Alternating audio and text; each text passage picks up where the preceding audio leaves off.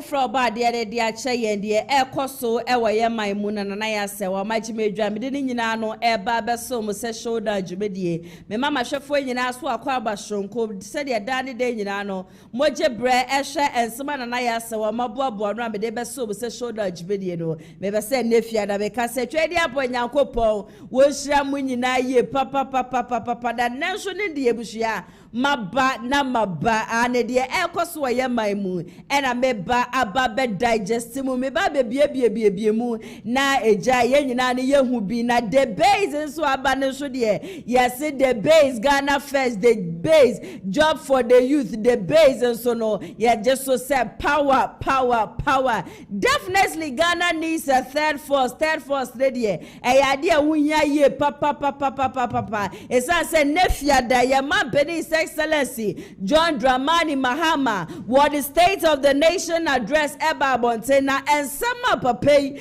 ehyiego monten ema me na yaswa me hu se Ghana say yetra yetusu say ya se de bia no enkoye MPP ni NDC trust me say enya de beboa ye nya third force bia sa third force na beba be sheki niema sa third force no ebeba be woso niema na MPP ni NDC nyina hu ne say sisi ane de wo man Ghana baby ekeka kodi baby edru no say wo mo ye list mistake wo mo betena fie ache ye papa and the state of the nation address the MPP for wo meji wo mo ho sa so na NDC for wo mo so eji wo mo ho ankasa and de ekoso wo ye man mu ni ade nyina no wo mo try aso obi a be man looki as if say e ya de NDC amanyoko no wo mo MPs ne kire e na ye ba ye ne abo adwuma sa so na MPP amanyoko MPs ne so kire say e ya de ye wo positions si an tama ne ye wo power no edwuma ye boy ye ma His Excellency John Dramani Mahama ni NDC foi wo mo ba ye wo ma ba be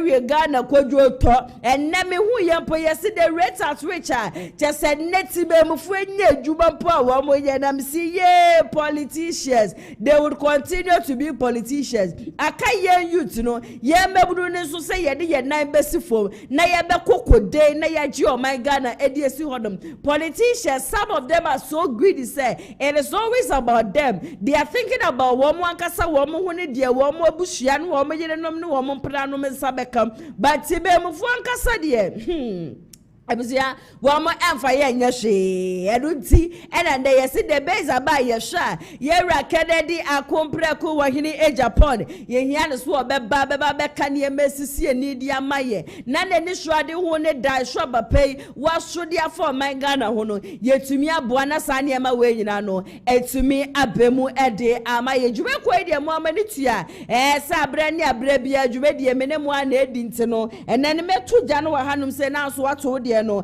ede afa comment section asenso ede amame wunya subscribe so am share subscribe to the channel share video we ma wonu ebi ono so wo so mfa ma obi foforo wa share video na wie no wa san so amame thumbs up enso e wo honom ede amame na me two question kase pa ede amama hwefo nyina say me ameti he I feel say Ghana needs a third force wo so a wo hwei do you agree with me say Ghana needs a third force ana for wadwenche no e fa comment section ase amame ntasa me so djubedi ene so no make kai comment e beba nyina edjube ko bi so ada roman na ne metimi atira video man si am de shoulder djubedi eno esomo eye lionage clinic GH yes ya de bia da cha sada so acha wachi ya wunya nuedo de ya recommending dro ahodo na de amama wano no ma na so still na ya de ne enko no anase ya de ni free wo so no wam se bra be piem wo ma hweye anase frɛ wo mo tetefo no keke na no wo mo ntotwe nkomo wonka wo ha no wa ne nyina no emfa nkyere wo mum sempo no wo yade achasa wo yade no se wo botum sika ponso a wo so mo payment plan papa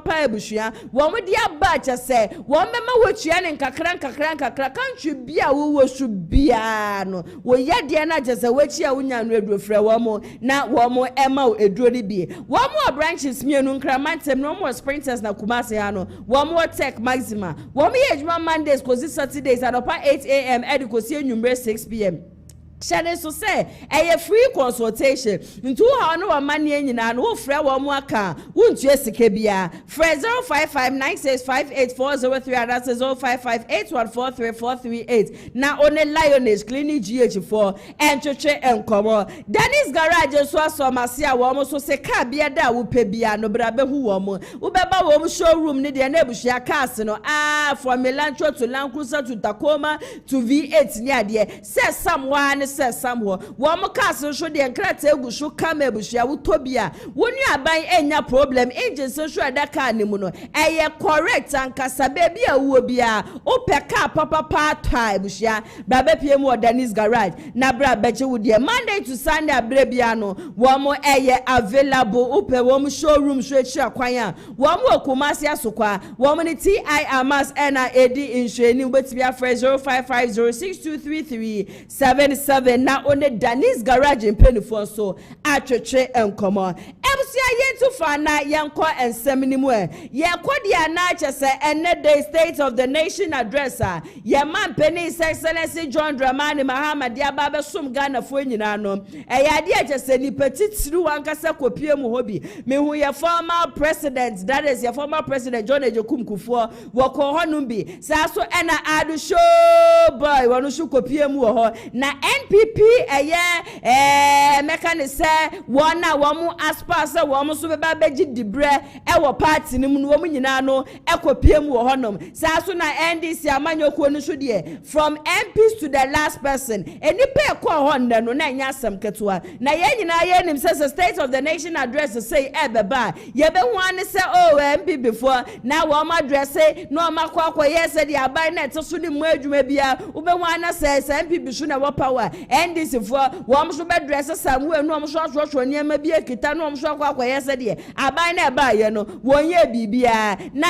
State of the Nation address no the minority MPP Wamo kolona jesebushia wama tuntum ankasa black on black wama atade tuntum ena wamo de sashi bidiegu wom kom ena wom kita koko ena wamo kire se ye man His Excellency John Dramani Mahama chese wamo ekuafo wamo ho ayemabo ankasa chese ne ekuafo de wom bedi mpo no den ede ama wom ena mbosha wodra wode share wom a wom antumi ani so se de ne wom opposition no mo kire se nyame ya adom na nka wo mo ba anya hwe ne wona wo mo ton kokoo no anka wo mo benya 70% na hwe ne wo mo ba ye wo ma ti su se hu nti ne na minority kopie mu parliament house akwakotie State of the Nation address no na chese tuntum ene kokoo ene kita wo mo na wo mo sa na egu wo mo kom ne nsema ya hwe wo so ne se kokoo ekuafo ya ye mo bododo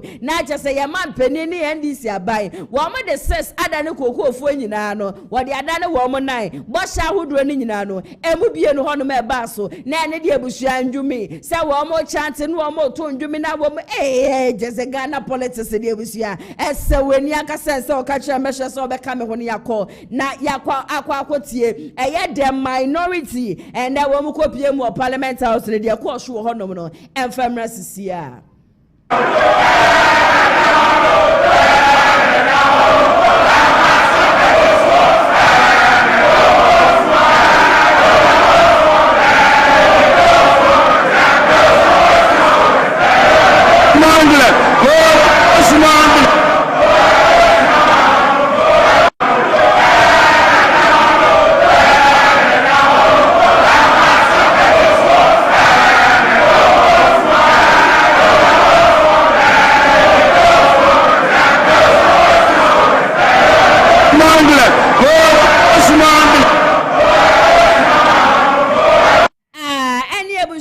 minority no woman ya bede ene da hono Mahama de was say your mind no ene da wonti de nane de wo mo kwone me yesho wo mo tena se plane prote ye se kwa ye kwe obi enkope kokoo nkita na eja propaganda na as usual na yemfa enkotoa so ewo hono na ye man beni yankasa so gina simpie hwe no so wo kasa no en wo ba be kase ene State of the Nation address express ne de wo kama Ghana fo nyina atiase se ende wo my Ghana ejina ne na so say team wo mo ba ye no na che se economy no na MPP amanyokuo no wo ma chinchim wo ma titim wo ma na ye basa che se kodwo to ankasa na so nyame adom NDC ababa ye wo no His Excellency John Dramani Mahama obeye mampani wo krom ha said ye wosi fa share bosse ba wo be nyina no wo be make sure say bibia be deda na akwa hwe bibia be koso yie no eno pepepe ena ba wo ba ye nyina no wo ba ababa ye na MPP fo ne die oh webusia ye mistakes ye sade Ghana hye wo muzade ye o mu be wie ye yenkwe na yenkotie His Excellency John Dramani Mahama somebody to dwane so no emfamra sisia. We inherited an economy in severe crisis, burdened by unsustainable debt, high inflation, a rapidly depreciating currency, and an escalating cost of living crisis that had left our citizens reeling from unimaginable hardship caused by years of general imprudence and reckless management of the economy. Mr. Speaker, I was clear from the outset that recovery would not come easily. But I was also clear that I'll stop at nothing to turn this situation around and bring relief to Ghanaians. I promised then that just as I have confronted and overcome crisis in the past, I'll reset our economy and return us to a path of growth, progress, and development. Mr. Speaker, I told this August House then, when I appeared before you last year, that we would have to take tough, prudent, and necessary decisions to restore stability and credibility. Today, Mr. Speaker, I can say to you with confidence, Ghana is back. Ghana is working again. And Ghana is open for business. The fundamentals are improving, and the path to sustained acceleration is very clear to everyone. From the outset, we resolved to choose discipline over waste, reform over excuses, and stability over speculation. As a responsible government, our first order of business was to halt the economic hemorrhaging and restore order to our public finances. We tightened expenditure and commitment controls. We improved payables reporting and conducted a comprehensive audit of 2024 commitments to restore credibility and discipline. Mr. Speaker, these measures have begun to deliver some of the most remarkable economic outcomes in decades. Mr. Speaker, as we approach the celebration of our 69th independence anniversary, we do so not only with pride in our past, but also with renewed hope for our future. We are building prosperity through sound policy, responsible governance, and inclusive growth. We are restoring hope by delivering on our promises and proving that good leadership makes a measurable difference in our people's lives. The Resetting Ghana agenda is working. The Accra Reset is gaining momentum. And together they are laying the foundation for a stronger, more resilient, and more prosperous Ghana. Mr. Speaker, Ebushianti Yamampeni His Excellency John Dramani Mahama dear was sisi ane dear wo beji stia no edi free MPP amanyoko ni nsem baby a we Ghana for de yakwa akwafa ne sisi ane dear kwan ne tene ane kane ne na mpoto so but this time ne dear kwan ne tene ajesebushia say ye kwatia ne say ye kwate na wo ba na wo nimye papa say enye bete enye easy na so ba ye no de niema egu akwam achese sa niema wodi egu akwemu no eno na ne amagana fo nyina no ye ho ahehan yen na minama na afide mi ko hu aya majority leader ya Mahama Yarega Se wojina eye parliament house yebushia wo bekasa wo se enne NDC amanyoko no create nnuma over 1 million within 1 year e de amagana for me ye na me say ndwuma na NDC amanyoko no ba ya wo so mabien me pa so ndwuma na wan because me am tie if you should ask me say kire madwuma ba ko NDC ababa e wo mabia me hu ye yet kroma ye nka bi hyemu and the same NDC beka kire Ghana for say eyade chese wo mudi 24-hour economy ba one of the policies are wo mu gina so ankasa e de campaign 24 hours economy enne ebuhia dum so kra ye ntumi enne said ye enne fiada kra ebuhia ye be dwuma yimpo no ye ndum light kra ye dum ne be 3 times ye ndum light enne no ye dum ne be ye 3 times nti enne na wo mani abede ene ye de anwuma ba ye de anwuma ma anwuma na amode aba na wan dum so mpa hyase e men Ghana for a computer shasi a many Ghana for Yakokasisia, yes, the dollar is stable, and the city is stable, and a city depreciation. Yakwakani, say Yatifu was so Yatifu was so natural comedy Ghana for Yatifu was so natural comedy Ghana for Debia nearby, and nearby, yes, and now we come market to cross our Quatoniema, Ebushia Seni and I told 2024 on the Sapa Pepe. Sapa pepe sikani ye de kwadwa ekoto emu ani ye di 2024 the same thing said ye na NDC amanyoko no opposition na wo mani abedi to me tam enkrado kurumpo de ko parliament house e de koye propaganda ni enim say ko mo ba ye because one of their major campaigns was in Kradoko. Sini enim say ko mo ba ye de said ye dokoro ne ye to ba ko 5 cities 7 cities 10 cities aka bia so ba bete ba be 2 Ghana cities so still na ba bia tim no e ho no ma na tim 2024 ye di nkradokoro no ya to ne saa dia ba be sin de me ka ni say no me nka say MPP amanyoko no ye amanyoko papa bia wo say Ghana for ye kwose ye kwa join you me nka ne saa I feel like the NPP and the NDC they are all the same. Anytime I want buy, woman they are no dekasa de and nada. Beba be go Ghana for nyina ye so. Woman career ye na Ghana for ye de kokromoti tu abama woman na fi woman dan wo mechi di ama Ghana for. And the NDC, including a year woman majority leader, to me Jina Kasa woman buy woman creating over 1 million jobs. The same government buy posting of teachers ankoso, posting of nurses ankoso. Sa in human woman creating a way. And human woman so woman creating you creating human. Miss Rebisa say in human a way. I keep saying this. Ghana needs a third force. Ghana needs a third force. Yes, the MPP wa be mo ye. Said ya ma NDC no mo kasano. We thought NDC a bank wo mo bank wo mo be ma bia Ghana for be hin. But what are we going through? The same problem we were facing in 2024. We are facing the same problem. And then youth na wo man ni mu create tinisuo because they are suffering. Emebunu na emna soa wo mudi mirika ko ekoto abama mo se mo mbedi mo metene kunwa ne so mebu man no enne sa mebunu na wo mo bre enne sa mebunu na wo mo bre enne wo ko social media ne so especially with electricity bill ku Ghana for kwabra ni tifie fan baako bob baako oshima no page se bia anajo na a month ne be so no na wato light close to 700 cities 1000 Ghana cedis aye bia ni dem ode ye mochi ni dem ho eye mochi ana. But we would keep on entertaining the NPP, entertaining the NDC, and they keep destroying the country. Almost say or minor.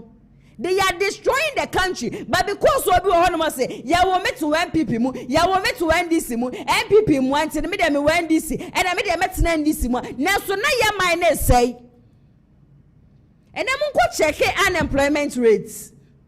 And NDC na nya wo mo ka check Ghana force wo mo buy. They have created 1 million jobs for the human away. Mama Yarega, majority leader. You and His Excellency John Dramani Mahama, and you man now must be a Mr. Bissasa, you man when because me, I'm telling me who ye. Muba Kumase, Prempa Assembly Hall, Mosamo Chanko Conket and Ketting, and then Conket and Ketting, Nipper and Yaye. And Kukwan nkete na eno nso no mode ye propaganda ma ne to Ghana fo asuma Ghana fo di America kwato aba ma mo no enne enkokọ nkete na wan enkokọ na wan. We are not seeing any changes. Ghana, ye who changes biao. Na ena me na mo ka saying.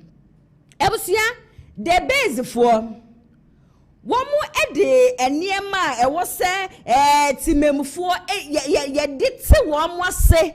Ena ye so ye te ye ho ase se baby edru sisi and we need a third force. Omo de aba. Na melisi eye mienu pe ede amamo. Na sani ama mienu na ebushia melisi de amamo no. Eye say sabia wo wo mayimu na wadwen ya wo say because the obi enu ho no ma wa ba san independent candidate wa ba bedi nkoni minti no mentena me MPP musa mentena me NDC musa and I make the mento about 2028. I am here to tell you say change your mind because NPP and NDC they are destroying the country. One more than nada area Ghana for. And then the base in the same.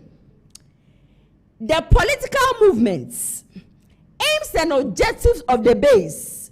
One aims and one vision said the base believes that the average Ghanaian deserves proper and effective formal and informal education to be enlightened to become civilized citizens who know what to do.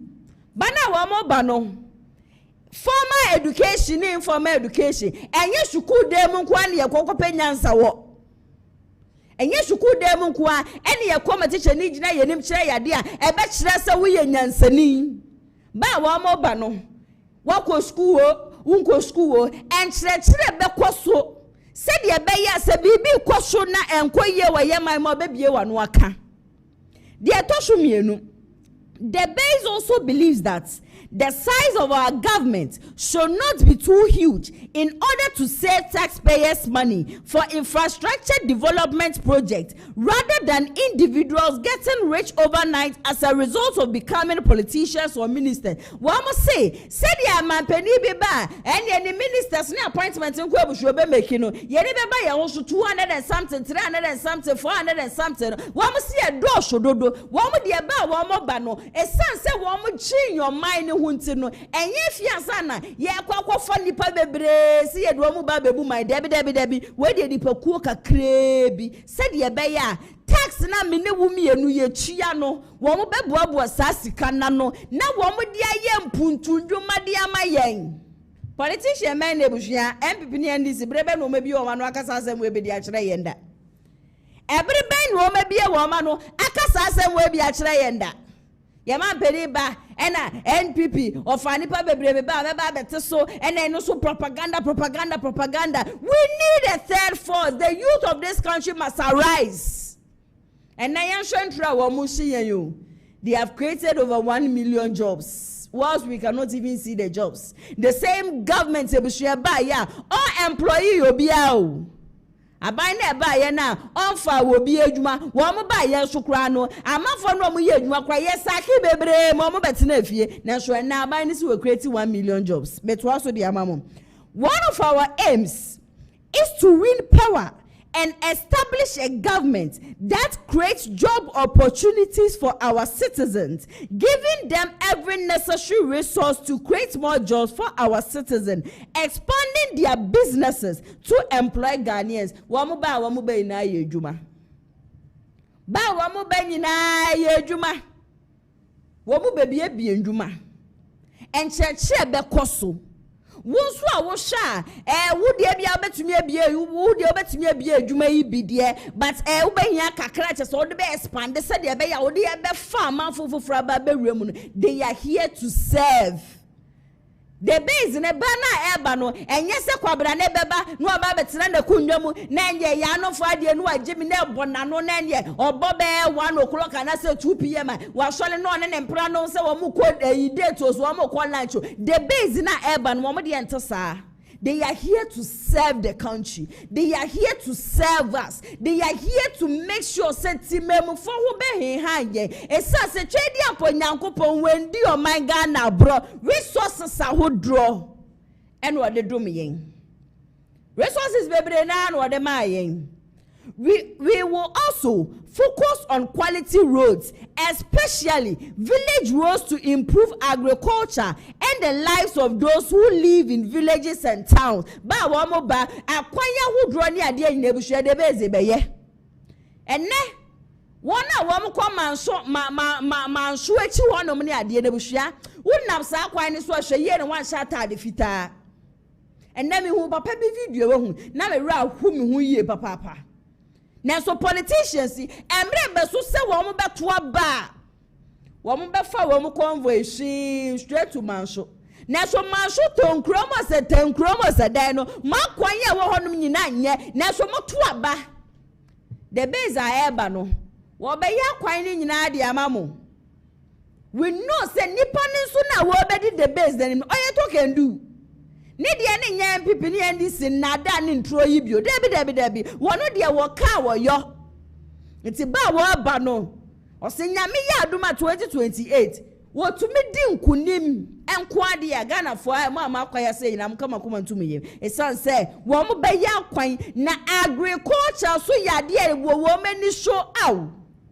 Senka ya maame no mo kofa nto se free boki na abe ya ebi atro na nanom wonsi adu ye nuan be ma nyina free mu ni ade wo mo ne de agriculture ya de da wo makoma so nti no nyame ya adom na se emutumi ba be wini 2028 election a ya ye beduadua ye niam wa ha na ya ye didie ya ye dua na ashubi na me fa we ntwa so mfa mamo.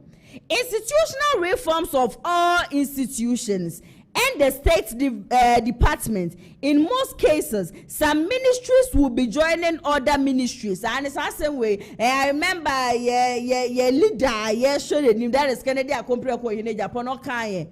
Was one about ministries ni be honoma. Wobeka biya bomo be yibi finkramante because enkramante cry overcrowded.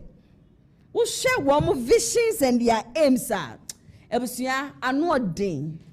I am telling you, Ghana needs a third force. Ye nya third force obeba be sesane ememudi amayen. Enye ntrone nada ya enkrofu di kuyen. Se mo ba e create 1 million jobs. Hey, ebusia yenkwe na yenkotie eye majority leader Mahama Yariga ebra wodi se we nyina tudwa se aban we ba ye we create 1 million jobs e de Ghana for no enfemra sisia. In the last 12 months, 1 million people have found jobs. In the Ghana economy, 1 million people have found jobs. Go to the Ghana Statistical Service. Ghana Statistical Service. In the last 12 months, 1 million people have found jobs. Because the last quarter of 2024, Ghana Statistical Service, the last quarter of 2024 reported the last quarter of 2024 the number of people who are working.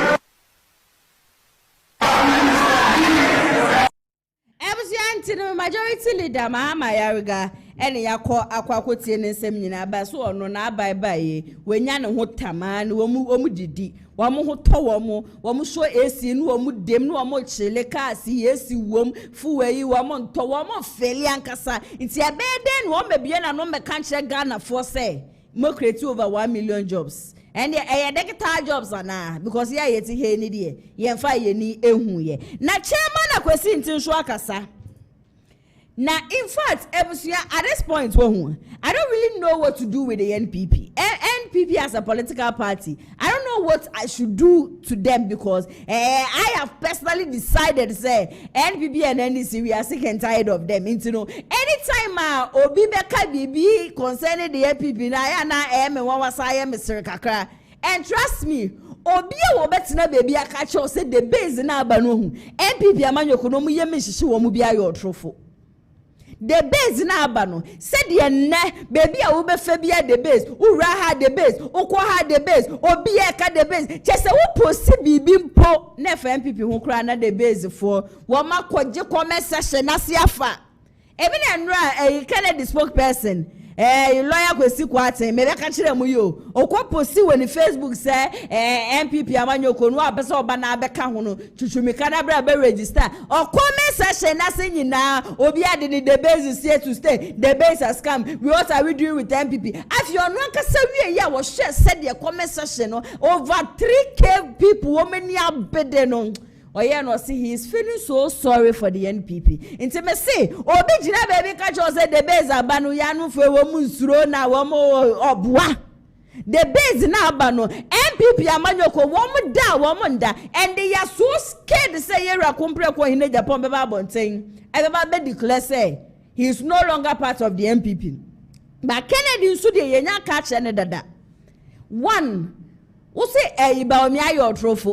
Say Bawumia your trophy there, you cannot go and then stand on the same campaign platform and then campaign for Dr. Mahmoud Bawumia. And as a Kennedy, when the crown yes I wanna walk with you, Ghana form and Abuabua woman who won't say yeah, Chuma Bana Ubra Bedi and Nimtinka Kennedy Diana to cry their full of and in the history of Ghana, me who be that. Even in the world, the crown, me who say, Timem form bomb na Abuabua woman no, and decided say yeah, for bid the naba ababelidi. It is see that. They should tell you say the base ebeti MPP ni NDC di nebushia ebeti woman sem wo krom ha ene chairman Akwasi Nti kasa o se party no Bawumia ni sebi ni nkure ya wo mu mohwe ko kane abronya mo ne wo na o mekeka wo tsache meza bonsu ni ade no they have to apologize to Kennedy Akompre ko hine Agyapong because wo mo keka nsem bia nsem fata de fire Kennedy hunti no they have to apologize to him wo mo nko ni fie enko koto nko so ni nem nko sede se boni bia da wo mu de adi ni bia no wonje mu manenka no awie no say Mr. Jojo Tibonsu a wono so the base wo ye pani a wo da no wo se said the Samira Bawumia ne nebusuafo juri papa dan gu ye no ohun ni say pains no egusu a wo honom and ono so deserve say ye be compensate no but ye ne de ye ka kire wo mo say whether you go and apologize to Kennedy or you go back and then apologize to Mr. Jojo Tibonsu. Obi to some me ya say why me ti hey. No human being can force me to go and vote for anybody. Nobody can force me to go and then vote for a political party. ABC. It's whether you vote for Kennedy, you don't vote for Kennedy. Who to me chile will be said, Obi kwatwa ban for my MPP, Obi kwatwa ban for my NDC. Kennedy didn't nipa ya don't know. And I don't know Kennedy no. And not yes the base about to melody. And to say MPP be kwa no kwa chowa because say ye dey nice shine in Pabuum. He dare not try to campaign for the New Patriotic Party. And to say ye kafa ne ho no. Say the kwabra ne be ka so aboa wo suna wo den wura mu kura nim nyasa che ne bushia. I swear to God ye be ka de chance ade a che ye wura kompreko. Ye be kasa e de a kire no. Into the base re de wo ho no ma Kennedy. If you are ready to come, we are ever ready to say you better embrace you. But if he thinks that he doesn't want to come and join the base, we will choose another person to come and lead. But he should never try and then stand on any platform and then campaign for Bawumia. Na numpo no Kennedy no kwa sa akra na ebushia. Amafu be hu ni say wonye no kwarefo. Cause how would you campaign for bia wa ma Ghana for nyine hu so your trophy? Why would you waste your time to go and then campaign for him? And moreover, obi a ye bia utiri so de wo koye campaign ma obi a won de ye bia ne tiri so sa na ye dey. Say be bodan for who dware na bodan for e be for tawula. Wo do hu ne kan sa be di na chi, wo fe di na chi. Nti say ye wura komple ko ye bia ne tiri so na se sebi perform fan chame na adwun nya adwuma de a they should leave him alone for us. Nipa na ye bia ne tiri so ono na ye the base ne ye ne je ho. Oni ni obi aye no ye pe nti mo be kwa akopa chowo mo nkopa chowo Kennedy Akompre ko in Agyapong is leaving the party. Kennedy Akompre ko in Agyapong is part of the base and no damn to me safre Apostle Paul Kofi Jekum o ka kire mahwefo nyina se obi a wo betina baby aka kire wo say Kennedy has no idea about the base ni sinipali say who catch any pass or your trophy because Kennedy nim the base no be Alan Kwadwo Manten is also part of the base. The base na media grow.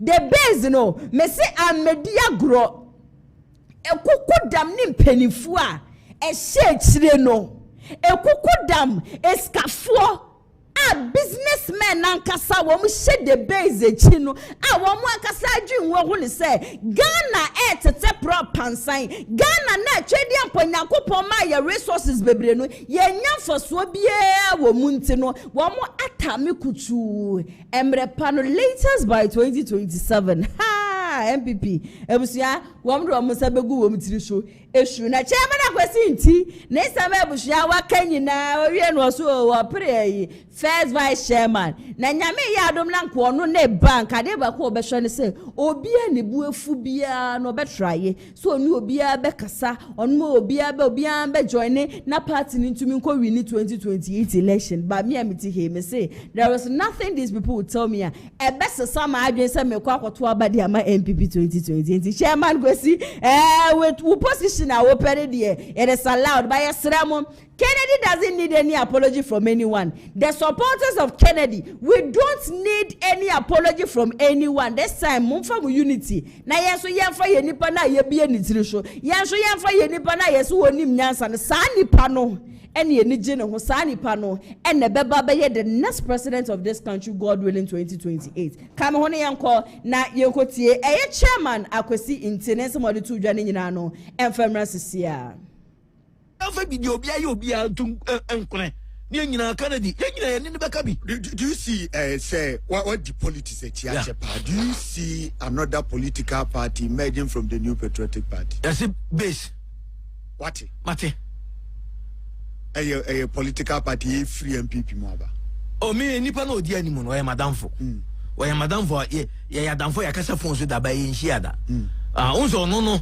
Na I say woni nipa no personal problem because man no sebo je say akobuni dan no ni nyina se paper ya ho alleged say what you say Dr. Mahmoud Bawumia and Samira Bawumia aya woni mu mi fansio aya say no ho ya no de sadena aya chopa ani se se yepa na bibia na asom bia yanyam power where you what is this so yanyam eye chopa yam papa we atam we adu yen papa yam fanche wo dia som cha sabi wo fa hwe nchen so ni an party ni mom yan party yam mom sabi o ye wuni e kwa ye die asantefo ye gibibidi amani e be ne ekobo angel ye be tete MPP asante bosom hwe papa yo tie o eya wo no jejai akodi MPP ndc achi enu bi ye so mo nto abane ma ye mu bi me Akwasi Nti ni me twe wo mu nyina sa amna back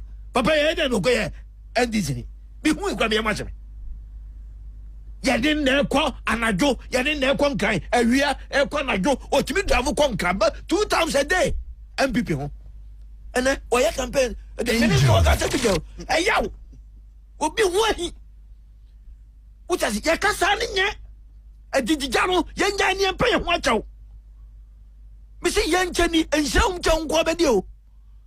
Me, I didn't buy young new gum. Go dear me, Yachimia, because I can't know from Ubaka Biacho, go what be. Namin Kwame the Becono.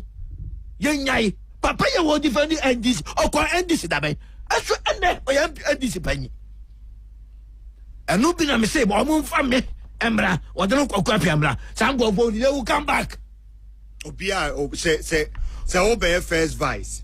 That's a chairman or dino kokuapia, ebe chairman or Ashanti Regional. Omo a free party ni mubiano. Mube make it some gumunina. And no what man I be. Me, and no what man I sabi did me. I should say no party. Party ya bread the party about power near smoking China grandma ya and then I'm home and fun. And so you didn't share him. And to me, me any movie number car. Or more across the home, you say, hey, would you want go? Or the baby Johnny? Achia a movie. And no business so much chairman am I near Medica young coffee and Cobuco and Sumu see to be MPP and Libra Yadia Brano and the Academy Sabio Garba Zanapa. I been answer now so you Pinatiano and Ambewa. Which is the baby and the won't pass over 35 years. Now be 50 40 50 100 no. I know Utiase, Nanso, yes, ye buda. Omomia moi. Non for to me no, and change some. What no? When I gentleman, obey me a go. Angel. Now, Akwasi Nti, or the vice chairman. Now, Reggie Munti, be better me a driver. So, Yakasi Yamuko to you, Domami, Bebu, because I am a Jumano. MPC or Matitiada, as a some copper position and farm home. Oh, yen omnes out here. You bet me a couple of natural. Utiase, and to be our baby, so Bepe, regional, Mokans, first vice chairman, Ubia Nyai, Mimenya could be crank on Testament. Nisikana, Nakakunupus. Yes.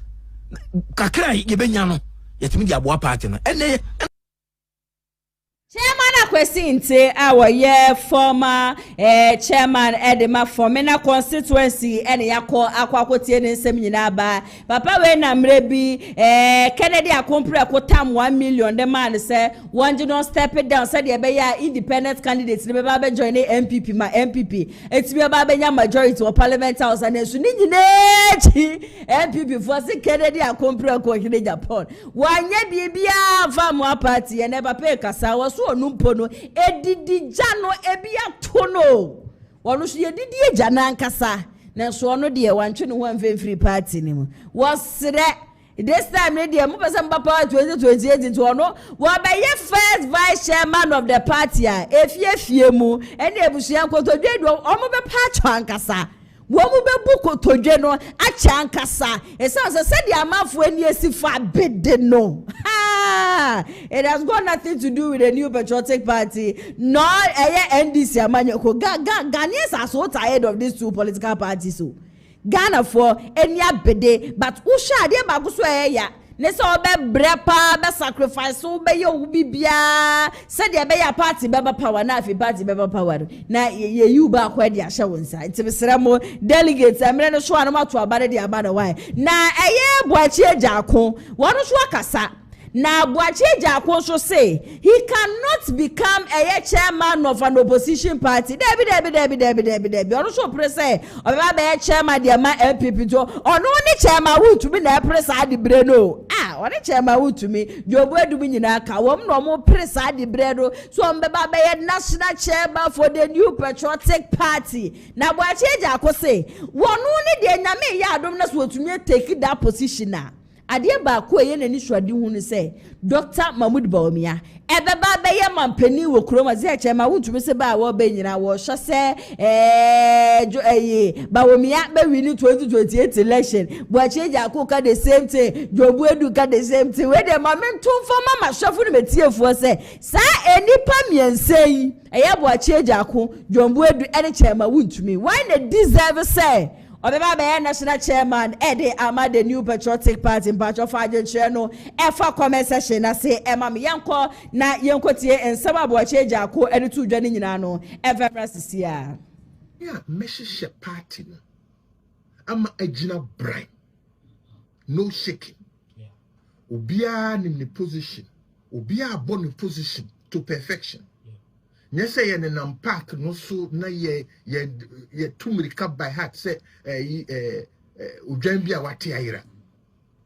So building the party back to strength because the party ni no dia and now the company elections.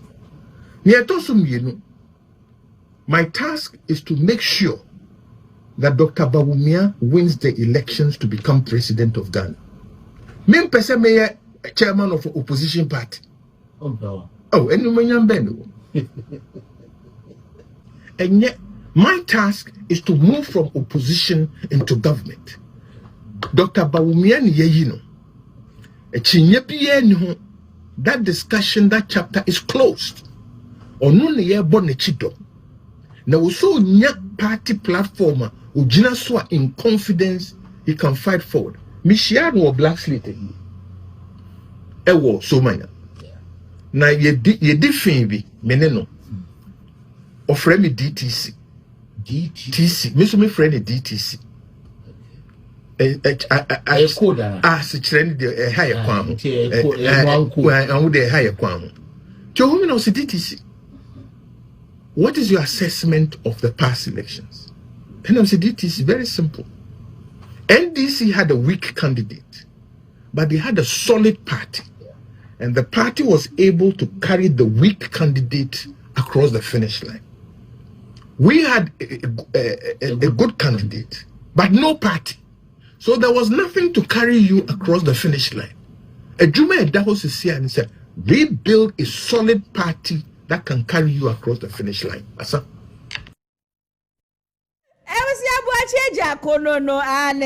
The incoming national chairman for the New Patriotic Party, me and Messiah say.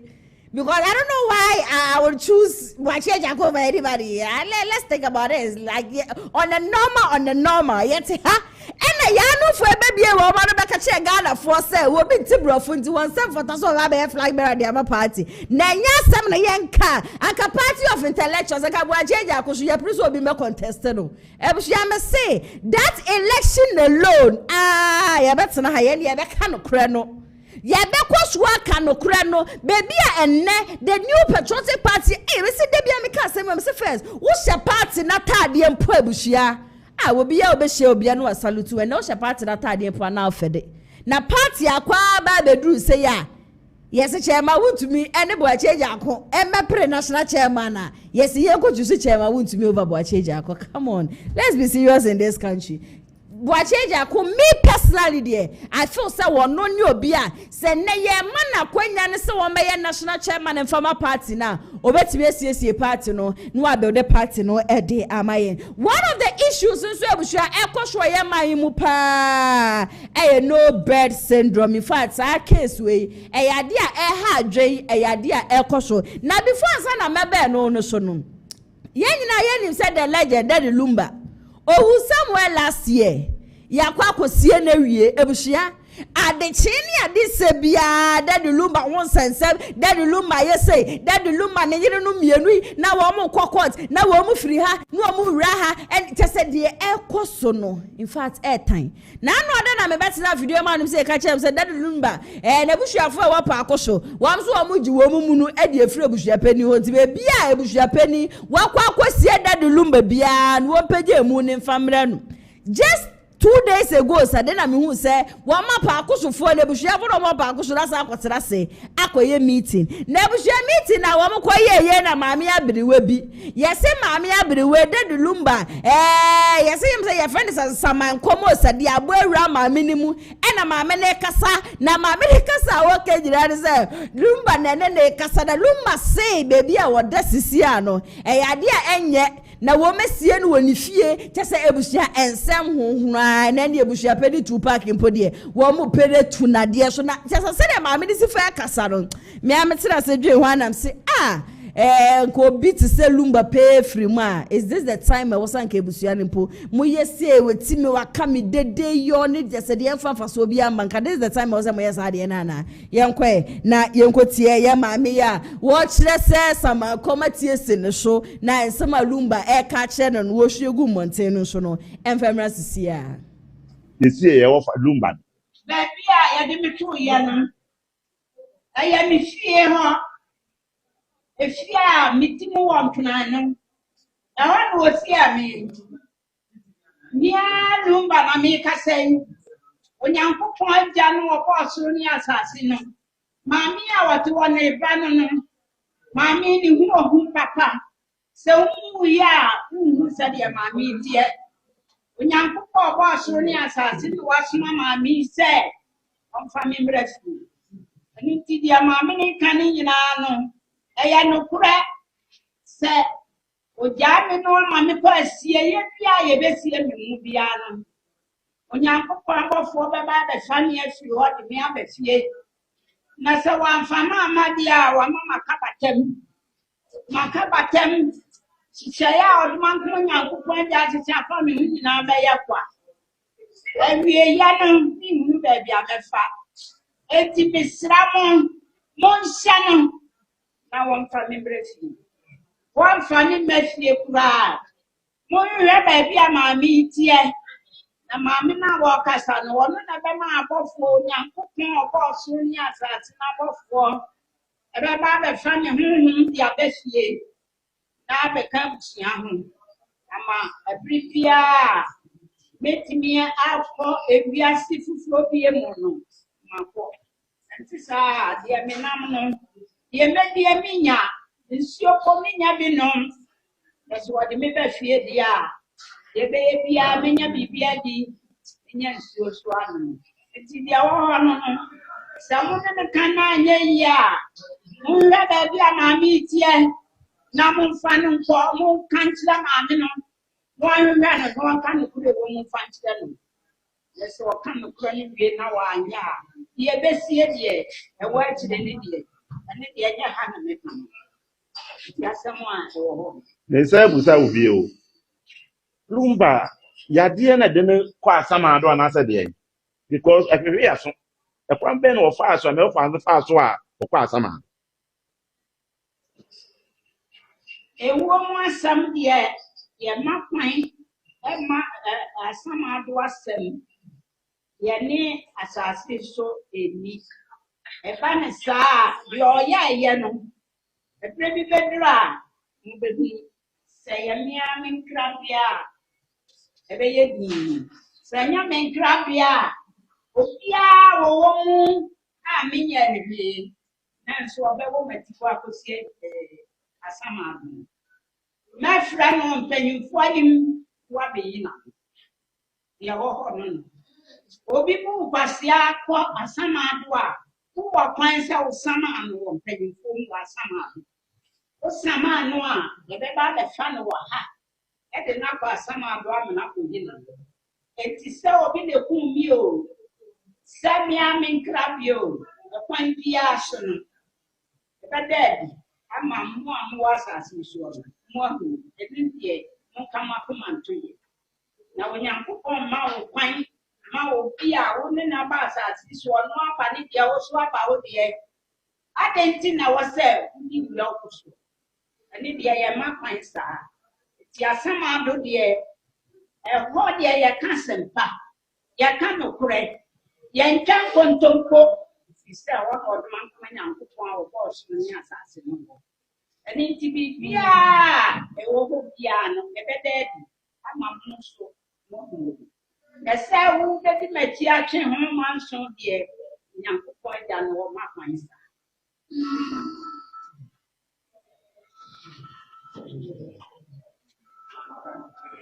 menim Simon so mo bebu se bia na tumpenfu abeto wo ma wo de amane agya wo omo so bebe se omo beko abusua kae a ewo eye refusu a ofo suma se beka bibi fa na mo kire abusua na amane na amane a anasa na mo ese fakta bia esese abusua no betu se de be ya se de waka se ne ho ento no no mo beto no abusua no so be se de di kan de dira ko na abusua na ya da wase acho ade ba kwa ni sele chise ni na lechi entwimanso wa obedi ani mu atwimanso e be fra wa ma so akoma atema o enti mu de mu bisano na wo se oni baby a mo kan kire ne se odman ko nyankopon agya so ya me abebisa nti mo pa mo frenia ne ne betense na awrade mo abekire ni oni ne kasenia ni ya mani bi amo ni crash nti saa o kwa sama ado nti mo bia mate de mi kana se mo betwia mo be na ho atwe manso ye be frɛ no amana ko na wakoyi a no de woni fa ase na ho so wo kwa wo ma ana wo be bakura wo ma ni se di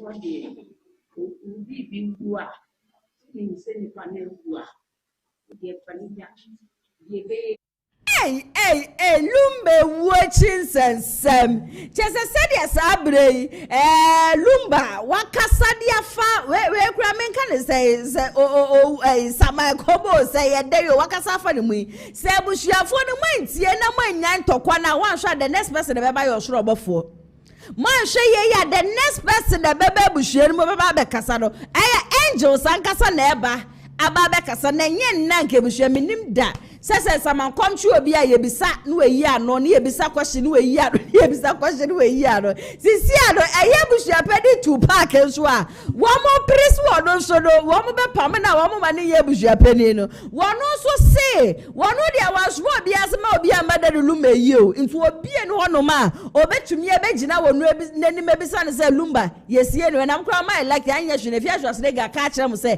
yesie de lumba wo ni fie nti won so a wo pe no betumi akofie hono no akwa akotumu ne ba ono pa yeso obetu ne na besi pa akoso se ye ba be yi ne na asempa bo ade efiri ho a busua ensinde de si akira yenkwe na yenzazu nkotie ye busua pani tu park ensema ode tu dwa ne nyina no enfamre sisi ye kofi wusu yentie ne nsem ne nyina enfamre sisi a aba no temenka Ezra TV Ezra Radio se mike ni bibia boko de bibia boko da radio ase yenim se de yewi ye akora eja wo hye wanko na elder na woto anya mesom so saa abusia enra yente se obusuafo eko asetena se omuwi aye ne kura no umu akonta mo hu abi a ode hye ankasa kosie no into omama within 2 weeks sebra na be kire oma bia wosie lumba ene nkontabuo bi a wo ho obra na wo ye aye no adaroma what is me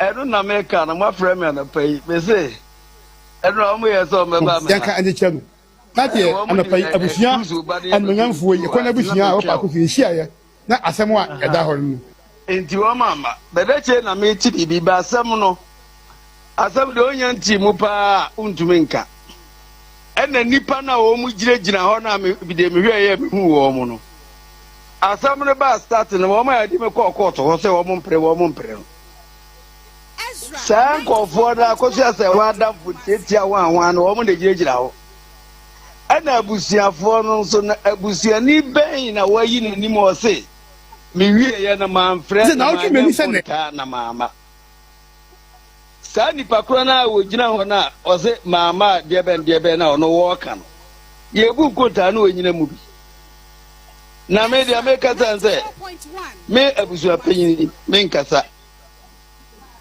where mo ntumi nye wu me ka kire mo plane se ntumi nye hwe enkonta no ye bu nkonta me fra wo mo santa so wo nyina bai de o gina ho kasa no kura wo bai e mo ya de bi kura ma me tia no Ezra 94.1 edu kuma ana wo mo so o ma ama no mo so o ma hu bebi ekosie no tama o mo court no a o mo ko kan ansam no ye bua ya no mo se ye wini o no mo jobleti no mo ko ye no edane ebe wo mo no enti o mo di ebufuo o mo ama ye no na wa ma ya wo hu bebi ekosie ni ba 94.1 na o mo tiri kura ye se fresh was nega announce ama se wo out se bebi a o mo sie ifuru o mo enti o mo ka to so o mo nyim bebi o mo sie ye na ye ntro no mu di no Omo mu gina on kura omo nyama busuafo oh woni mo kura obusua nu ebusia pani tu park ene yakwa akotie ne nsem nyina ba no na nkonta de webu awie bebi a yesi elumba so no mu nyina munim waka mama te yesi no oni fie honom mu kura mu ko hia opa akoso kura busia pani tu park mu nya busuafo mo nto san fra ne ne enfra ne kina ma no no amma de bia dada mo ntia se so dia mo fa enkofi kese mekasa no na mekasa e dia fa no bad syndrome ba before san ye be komu be digest be divert no divert no jube ko bi adaroma e de ba betina video pa no si abi shoulder jube de eso but be sramo ma me twa me hu si ma ho e kwaje aboafo krato FM rasisia Abusia yare ben na hawo and the Jibrey no me come for Lion Age Clinic Ghana and Famau ahankwa na abepiem a ye de bibidro esan yare abusia se oba bepiem wa hase ya yesa enam yare bi te se syphilis gonorrhea candidiasis jalipa do na nim see a friend of white no. Hello everyone, my name is Dr. Maxwell Aziz Mensah. I'm the founder and senior doctor of Lineage Clinic Ghana. Our mission is to provide you with exceptional herbal medicine treatment and holistic healthcare to all our patients to becoming a healthier you. Thank you for trusting Lineage Clinic Ghana. Lineage Clinic Ghana, your number one healthcare expert.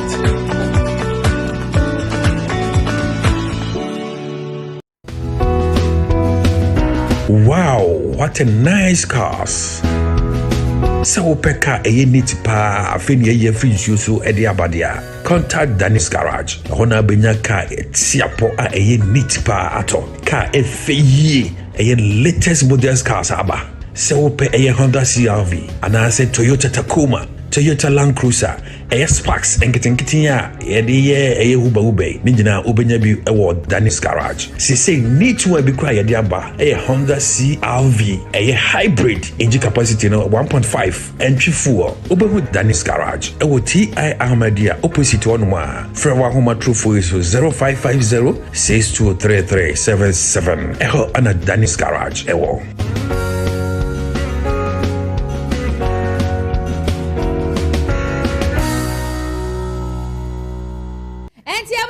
Services biada wo hia bia no say wapom de ho nsensema o frɛ Lineage Clinic GH fo amepacho wo mo de wo mo bibiduro ri bi ebema so de be ya yade ne nyina betu akosa so ena ye ka na wo pato a eno so frɛ Dennis Garage na wo mo so empe bi emfa ema. In fact na what you one of the stories are actually ye papa no bed syndrome ade aja say ye my Ghana ha dwen ena kososo ankasa ene Ghana Registered Nurses and Midwifery Association Santamantam han say wo mo chairman your friend Jones Efriye wababonti aba kasa na ne kasa ye nyina say ade acha specialist no ade acha to de bia wo mo kura no because say Ghana na ye wom no wo mo shedan no so sa ninti getting their services impo say bia emergency bia si ye hia wo mo mpo no ade ya na ha dwuye papa pante ka no nko ade a anko obesre ye man penine ye health minister ni perifo maka ne say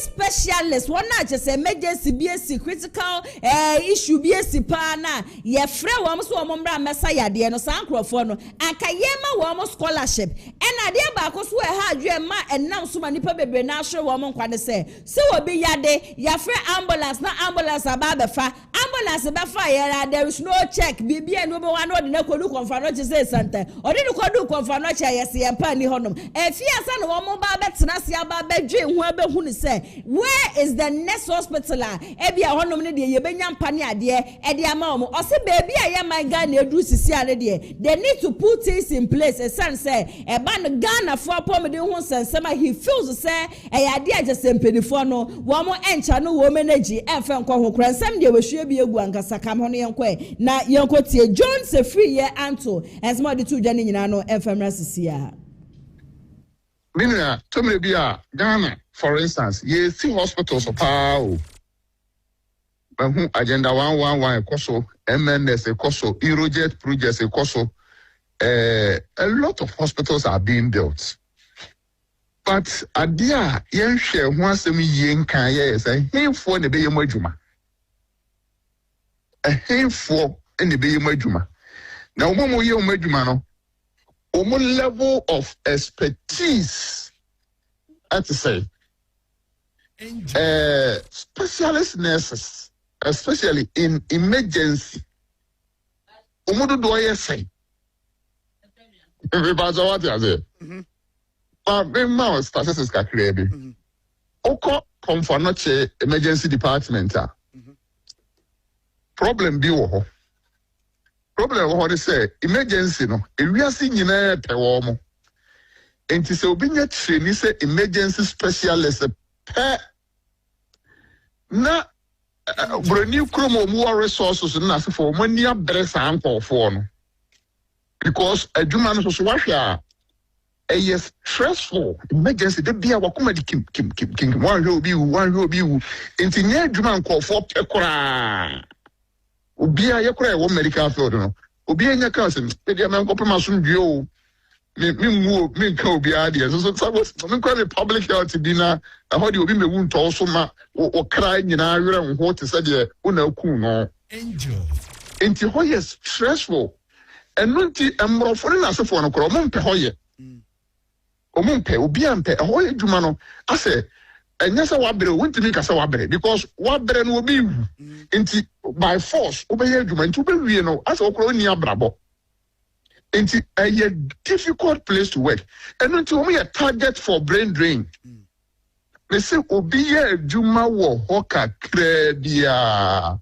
In fact aburokyerɛ nkɔfoɔ kwe wɔn nko a wɔ apply a apa na wɔkɔ enti wɔn kɔ papapapapapa to the extent sɛ wɔn kura wɔn nya nkɔ ho school sɛ ɔnkɔyɛ specialist emergency ɔnkɔyɛ degree emergency mpo but wɔyɛ professional nurse enti yɛsɛ da ma ne yɛ adwuma bi akɔmfa no ti yi hɔ kakra na nurses na ɛwɔ hɔ no training no nti wɔnni bɛɛ afe no na wɔyɛ proficient kakra na kyerɛ sɛ n'ani aba adwuma no so ɔno sɛ wɔtwerɛ application kɔ aburokyire hospital bi na wɔnya de hyɛ mu pɛ sɛ ma yɛ adwuma wɔ emergency department of a teaching hospital in Ghana na kyerɛ sɛ CV no na kyerɛ sɛ wɔanyɛ pɛ no ɔno kora na ɛyɛ in-house training no in-service training in-house on the job training no ɔn sɛ ayɛ sɛ na agye wo na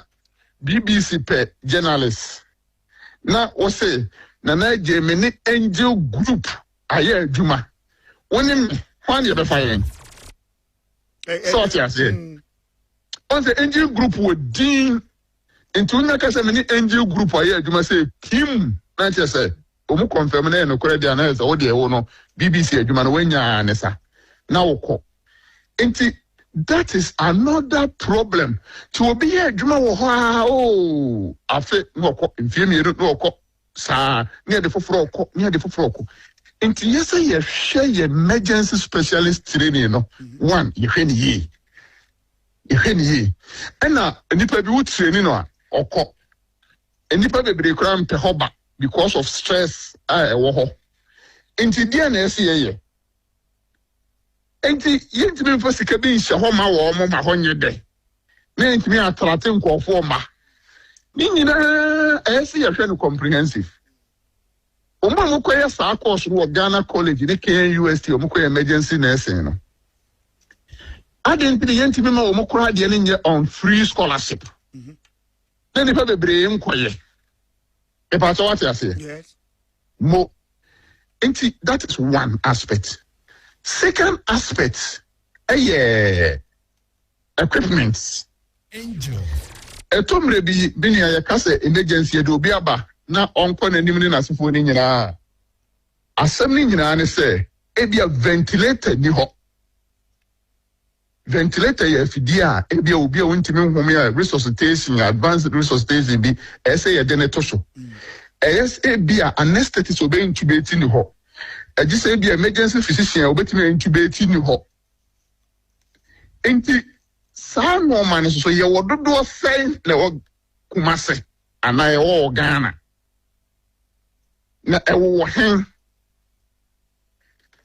in fact I'm here Kumase ye wo no so we few hospitals think as a Komfanoche Kumase South some few private hospitals through her ventilator ni baby enti yaka bed no o ya de kura na kire se bed wo ho me ba to say obi ni malaria ko hospital me see no bed syndrome da David because malaria beds na ebu bebre gugu ho as amre emu kura yem feel half ba obi e bia wanya accident ya traje no bibi ti say red and now orange there.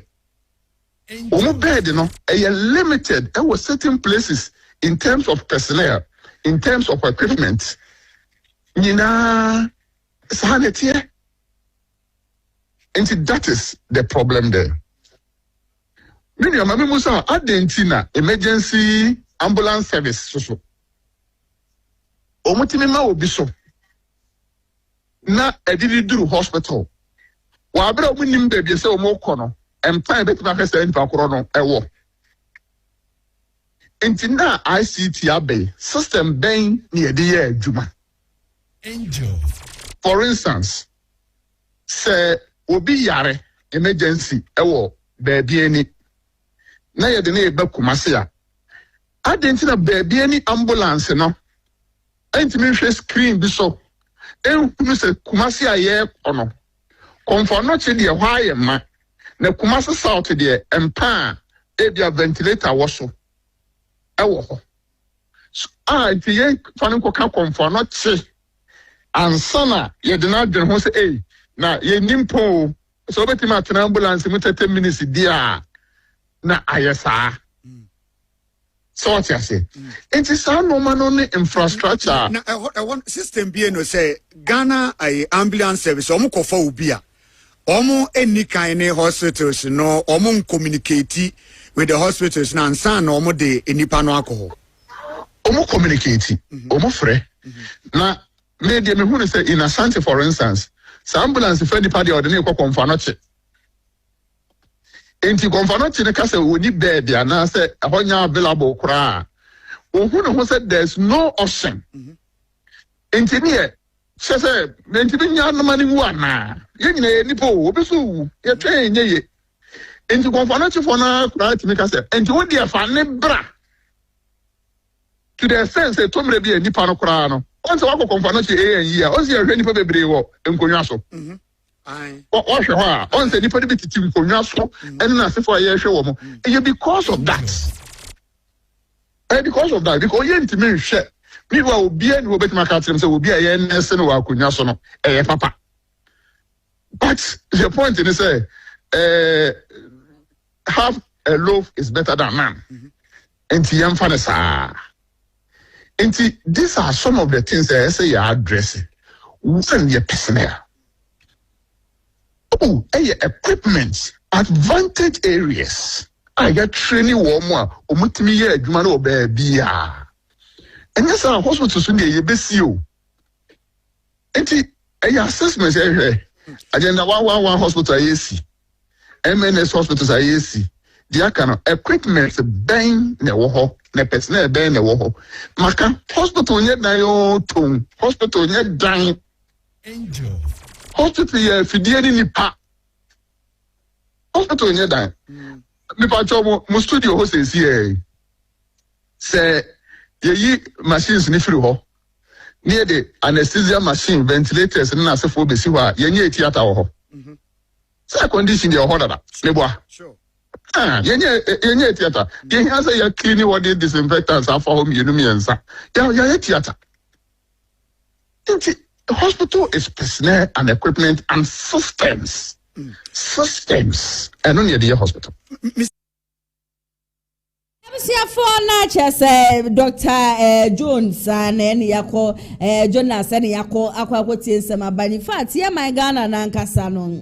So trust me, say a betchekakra. Sabre Yamanoka say my beja for arts Nasiamino more ena eba betray and como kweku and ponsawa your communicator and the mother new patriotic parties also ena AJ Brefo one also a NDC communication member Mamiko Munyanche ne Jamema Wamu Aquaba Shunku kweku bibiabako. Oh, you are dum ya pa nyamiadum bibiakoyi. Bibia na kwanso. E de nyamia siso say ama yen kwantintin ye bompa ye say beto aso sa na fe so de eye MPP eye Dr. Mahmoud Bawumia oni na we Samira Bawumia na Nyankopon shom no mo mahodi executive so nyina national both constituency and national ya e hwe nim se Nyankopon bebo ya hodi towards 2028. Okay, cool. AJ mama wonso akwaba nyaba msi ya che Zadia ye from passion wa baba ye was we give back kwasha mensa also nka opposition na mena wa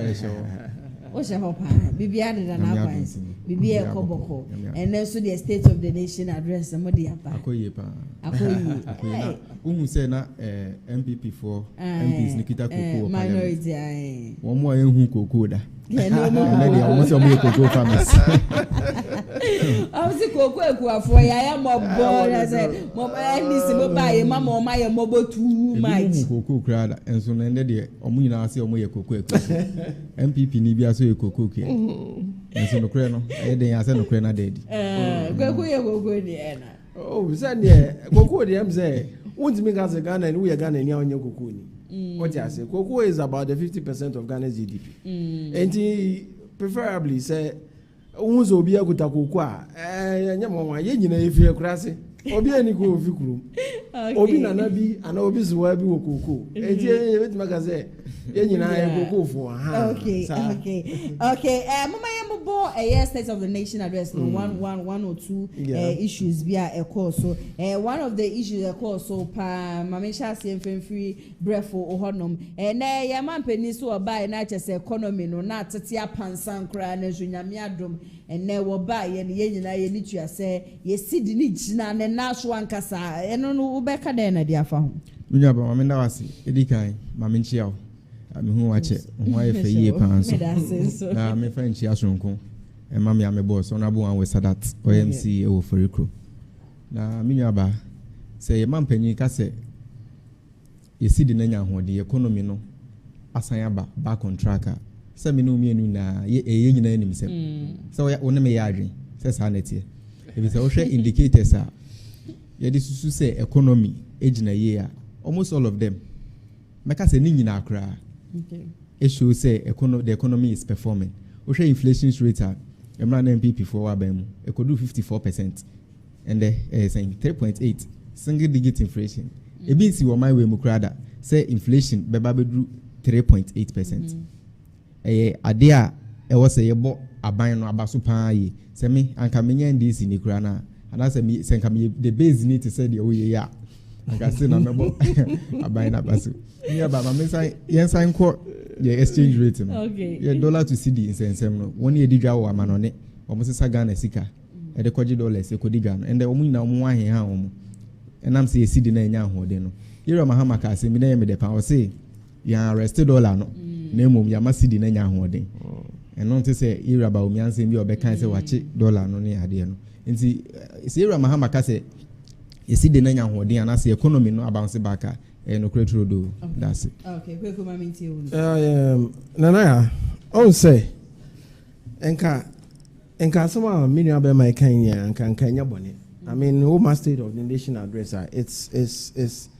it's good to say over share the economy need but also maka wahada say 2024 elections were dependent on the economy no problem and until na Ghana for workers say ni say yenko any yako see 1 year down the line all the NDC is talking about is the economy is the economy now maka wahada say a time will come Ghanaians will not be okay with the economy again.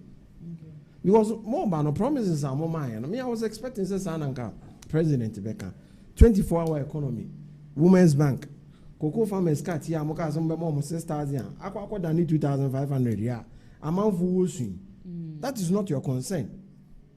What you say? Issues like nurses are more by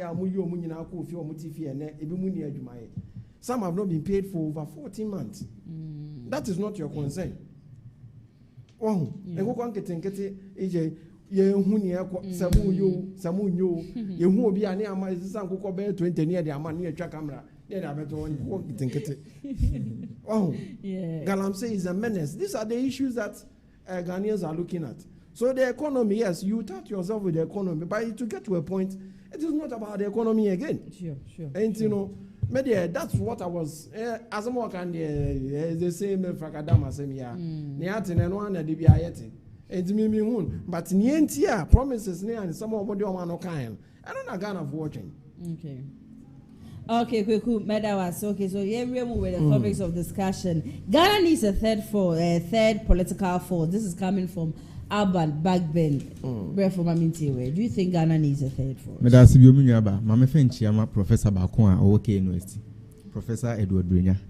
Yena Nasante, Nada Romanti, Okusia de Wabuchira was signed by my Betcha de OK University. Nada Romantina, course be a friend in public administration, both BSc and an MSc in OK University. Mama Fenchia from Command Pana. Means I'm one abaso one church or the church. I'm running yet 10 vice president. No, me patron. Oh wow. NDC in my papa our campus. Okay. Say Speaker of Parliament. I can say here third force. Medium himself when he do ye pa. It's a maybe in a meeting.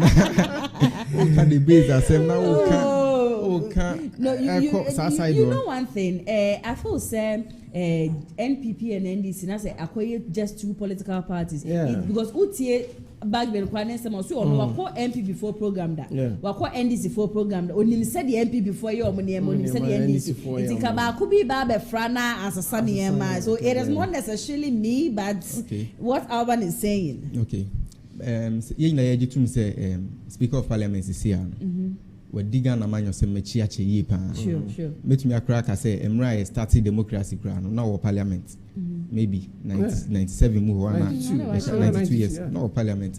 And this our ka same way a enya se bia me when this and say menwa MPP nti no e wo say ye ka say nsem na wo ka no enye nsem ehunhia pa. But you know, you say political parties be bring now Ghana. I think 24 or 25 registered political parties in Ghana. And it's okay here third force. Do we need another force no more beka do ne Ghana no ho ana say ninchire mu ne say ebia say and then I work the same way. And I say NDC ba aban mu no work same way. No NDC ba aban mu no. Emra na MPP wo aban mu. Say no one na Speaker of Parliament. Na so I don't one can same way. Ebia emra na MPP wo aban mu no. Na NDC opposition. Now who said this is the opposition now? I'm put you a bind on its toes, and it's true. To say NDC MPP opposition, then I trust them. And it's a been MPP MPs in Parliament. In Tibia, Nanko Pese when your force beer, Sankabine ye bibi, Nase or Chiaka cra, or Mobe correct a bind Nanka binety. Now, so see, I send the MPP form why you fear Bruno. You see, as a bind ye bibi, this year by ye bibi. That's what Makakra now be a new betty or more. Then any be a new betty or more. And you know, say, Speaker of Parliament, Eka Sembisea, Namidi Misusu Mupan, meaning say, or per se, third force biba, and as a political party being young or then pan, now be MPP Sinche. Na ebeye sa party no any NDC. Misusu Yemun. Okay, Kwekuma Minti Unso. You miniaba, Medasi Baby. I'm say, Honorable Abambabin, or yes, Speaker of Parliament, like here in Ayakin. What's not Parliament actually? Yeah. And I'm say, Wakas Wako MPP, Wako NDC, Wahuni is in university. Now, I'm say, maybe problem, they say, even the Constitution of Ghana, the framers of the law have already instituted that in the Constitution. So already in your multi-party system, so nobody is stopping anybody to be a third force. Okay. What you say? Yeah. I will say, Opese nipe huwa, and as Opese obi acknowledge you first need to work on yourself. Sure. What you say? I was so young juma. Yeah, me say who say, sa third force here kiken. How best can they put goodwill to themselves? What you say? Look, you can't be beyond the two chain. You're communicators. I mean, we share different views. But I can tell you for a fact that these two parties have played a significant role in the development of this Ghana. Sure. You can't rub it out. What you say? Won't mean tonchene. So if we need a third force, nobody is stopping anybody to be a third force. It is already there. But when you obey François, obey ama waya kono or communication style or branding. What you say? Say you obey ama hono. Aya kono amani ko ehun say ampa akwa we die e bia ye toma na or the change here them ebeba. Maybe that's where my problem is. Okay. I am not bothered about the third force because already the last time I said 2012 and you ever how many your friends saying parties near your ballot box? About 9 or 10 or so. And so it is already there. You're practicing it. But if you want a force, you need to brand yourself. Okay. And the problem is that you see, out of these new ones hereby, they are either from NDC or from NPP. You understand? Yeah. Say third force in the bar. When free NDC or free NPP. Sure. Do you get it? Yeah. And what role you play in NDC or NPP will determine say Oba Bonte now third force in the Bejina and I say Sure.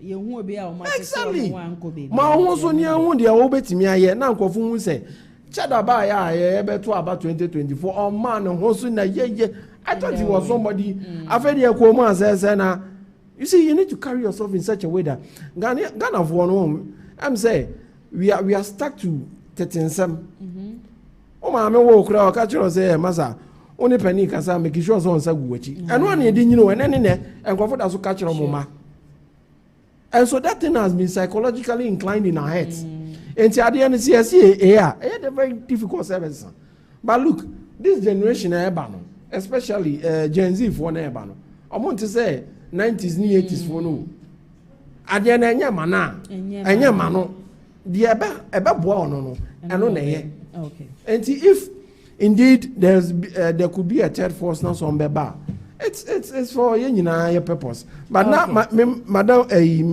me can be say as he wants to insinuate say as a honorable baby no can asem no because MPP for near man ko yentina bia or yes so that there will be a third force to face any but you see parliament now I want it is so surprising to see that anytime the NDC brings something up enya no clear then the MPP comes out to say it and no pay they don't want to hear it because maybe we have an antidote to it because you who said way amoyen example one is your friends they go for your program your may rename you know very well that it was instituted by the MPP and you will come here and say no correct and who won't see a third force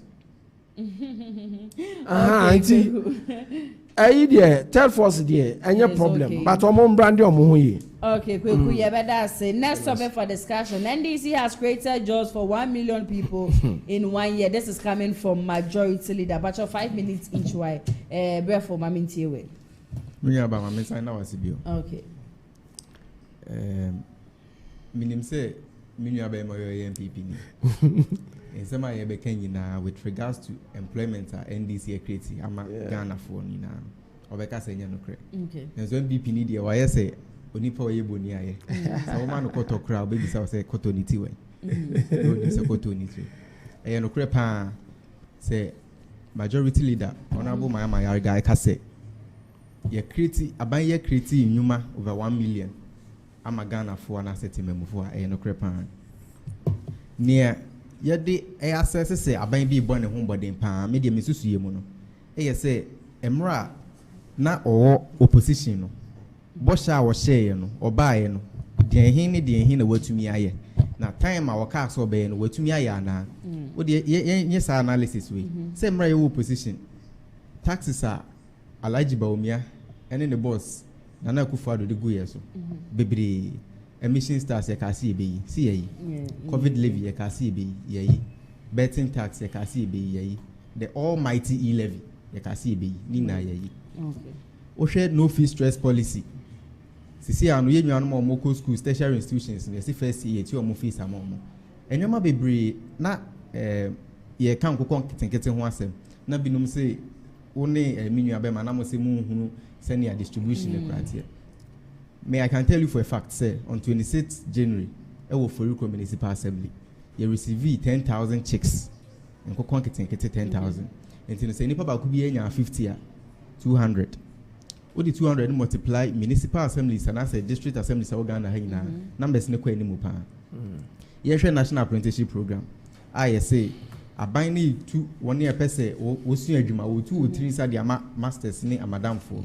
Now I say, I'm a one video, the best idea. Osuya de na wo pon ho a aban no asan ya ma wo ndretire ampe bibi kakra mom de ahso madwumase nti se ye ne sa na se numbers ne so be kosoro wo de hwe wo mo peso musuya hairdressing mo peso musuya 3 year mason for tilers any de ake ka ho nyina utumu se ya launch national apprenticeship program na se ye adwuma de a sa numbers no e be kosoro yen san hwe bibi e fe na adwuma wura program asisi a ye ma mbabunu a womo pese womo ye ndwuma ye ma womo sika ema ma odi ahye mo adwumam na so womo pese womo start kra ne ma womo bibi ma womo di start no tu hwe ndwuma bebre na aban we ba ye we create but Ghana Statistical Service ensemo a na womo ka aye no nti ye wura mahama yarga gina so kan eno kra ne womo report for me can say for government no but there are lots of policies abeboa ama temamufo anase Ghana fo anya adwuma partisan NDC nko okay but what you say meaning you people have created the 1 million exactly say na mabobo bosi programs are launch any de ke kan una na unim say meba na unim say okay fine so if you have not seen it I'm not sure say you betumi akofa nipa 1 million aba mo yi na ya kan but dey na edi behu When you say Ghana Statistical Service say the last quarter of 2024 MPP di be free abamu no. Now your unemployment rate is 13.6%, and the CCA was saying 12.8%, and so all evidences point out clearly. I say enipa enye adwumaye, and so if Honorable Mama Yariga, majority leader Eka say enipa 1 million and enye adwuma aye o man mu a no kre. Odika Pamela. Matia me kweku ma mentie. Nana e asemu and this for omo kasa bi wo ha oti ana wakoma. Yanti krom ha. And nurses, any teachers are na ye fa home. And this for you mom kovi. Yeah. Yanti krom ha and a police recruit, military recruit, fire service, immigration, omo ko e nyina yanka jozo mom kofi. Yeah. Yeti krom ha and amoka che is a 24-hour economy. Ebeba am obi anya adwumaye. And a 24-hour economy na way. So why am I criticize employment in Amman? You see, the way I NDC Timmy Kata in any a frame assembly the tour 1 year or because of free yes one ever. But the truth of the matter is that in some moka in mobile my opposite of it. Mobile your Mahameba as I'm not catching nurses for Yabamam automatic friends and postings. Teachers teachers who can say licensure exams you betwam and you buy omatu and you buy omatu move nurses and midwifery so and then call out if nurses for 14 months omutifie omunyo salary you are talking about 1 million friends employment when you come to power and group your own people boys blue water guards here for omunyina party boys omunyina blue water guards for nyina. Say I want only free Ghanaians. Make us only Ghana for. But I'm saying that if so yes our section can create what you say. Now can say oh you're creating jobs there. Then you're not being fair to the ordinary Ghanaian. Because we know for a fact says blue water guards for they are party boys. We know. But they're fair non changing. The point is that 1 million now work on. Statistics now can cramp no. Why not report it to or report them out buying. In the interest of the government, you need to look fine. What you are saying. But when you are saying 1 million, your friends saying jobs that has been created, it must be felt. People must, come out and say that I am pa. I'm so because I will be questions be so when you're sure because I go 40 few or more break. And now Paco betting a bet my bet for you not the number of boys on go. Who has so many and he was mentioning taxes. What has taxes got to do with employment? Sir, many ajuma na me twa bet na ho me tax so a one meduma. Oh ma meduma. But give me employment. Let me do something so that I don't waste my time at the bettings. And up ako boys it meet a group of obakone sunuka no mo they are just idle. And I know be I didn't want to I'm saying because I know never make sika. If you go kakra na nka boys be ya omodwen o na mahama oba no ozo ye farmer entinka enkwala na mebunu for na o ma ye ready say o me ye nkomo nko farming o mu de o mu ti ko she koko ma wate so na wan enko what you say enti they should you see when they say this that's make us say nobody in the MPP will watch and stand say NDC be failure but here catch one say ayo mu susun hihye adwuma no okay almost soon she said now almost she said yeah beka no kra na wo mahu because one nurses tifie okay teachers in your salary boys inkwala na komo ko recruit for security service yeah you them say about 2 weeks ago chief of staff Emma etro a letter by say about 30,000 your friends say civil servants omo fie now was what my juma. All right, Kweku, Matia. Yeah, we did my minister na membre mu. Okay, one minute. Eminya Kweku kasa na o kase. Ade na mebobo bet tax so ne levy ne for taxes higher. Me pa che wo man kase eno na ye ndwuma no. Me starting me kase. Se wo pese wo hu aban bi body mbo a. Wo asese. Bosha wo be she ene dia kan. Ade wo bosha dia she yo. Ena se wo pese wo hu se ndwuma na ekoso a. 1 million jobs in the account was 7. any one day event na ya organizing you say ya many power million adwuma a cumulative economic growth and I say akwe milestone achievement be a achieve and they said the Alhaji Bawumia beka say on only penso na mobile money interoperability by Intino from that time one more mobile money na no for adwuma na so no abo money adwuma na no kre we nkakra obi enye adwuma ne nti uka say blue water gas for party boys are party boys in Ghana for and you have no evidence crowd to back say omo party boys and the nine was for share and the baby obeko my Ghana mu bia no ye kwan ye interchange see hospital in Ghana than the construction site in mebunu and asset memu for more sign kro ne so na wo mo bo ama ya yes construction we ni na nya adwuma na wo ka say mebunu ni nya adwuma ntina omo tete better say omo twa better no are you not ashamed to say that say some mebunu ya o de yen fa ne say ye no kra mpo say wo mo nya adwuma anya ntina omo tete better say twa better no nti unim say enya de papa ana say omo ho kire omo na mra na omo twa better na o san omo tax no nya ba me that okay men so na oze waka asem way American em so nyante masi my point is very simple so also why 1 million jobs now let it be visible now boy see American I say tax yeah time now and Dr. Bawumia mobile money interoperability buy before now about 170,000 penna and Krofuna are logging onto it. After that, MTN friend saying interoperability 900,000. 900,000 and they're logging onto it. Okay. That's clear cut of employment. And catch on and say 1 million no more Canadian. Read that some Bosiramuka. Who the actual near my question. No one can cranch I don't know. I remember who the echo. Also, not 1 moment. You better next topic. Upon and Chroma Slim's government for cocoa price cuts and paid farmers. Kweku. Cocoa has in you. And what is it? More time saying. I'm giving you cocoa issue in the mama 7 minutes. Oh, me that's pa. What is that about last week in your one for a day, mammy. No matter who cocoa be out. I was like, I think we had discussed that okay. On Monday and himself about you. Because me now time for research. I come a day by face. Okay. What you say? Tell they am the past 1 month 7 minutes. Now, this cocoa issue, no. Mind is volunteers, yes, say. You don't play with cocoa farmers. Makano has said, Adia ema 50% of Ghana's GDP no as profit no. Yefen yagro.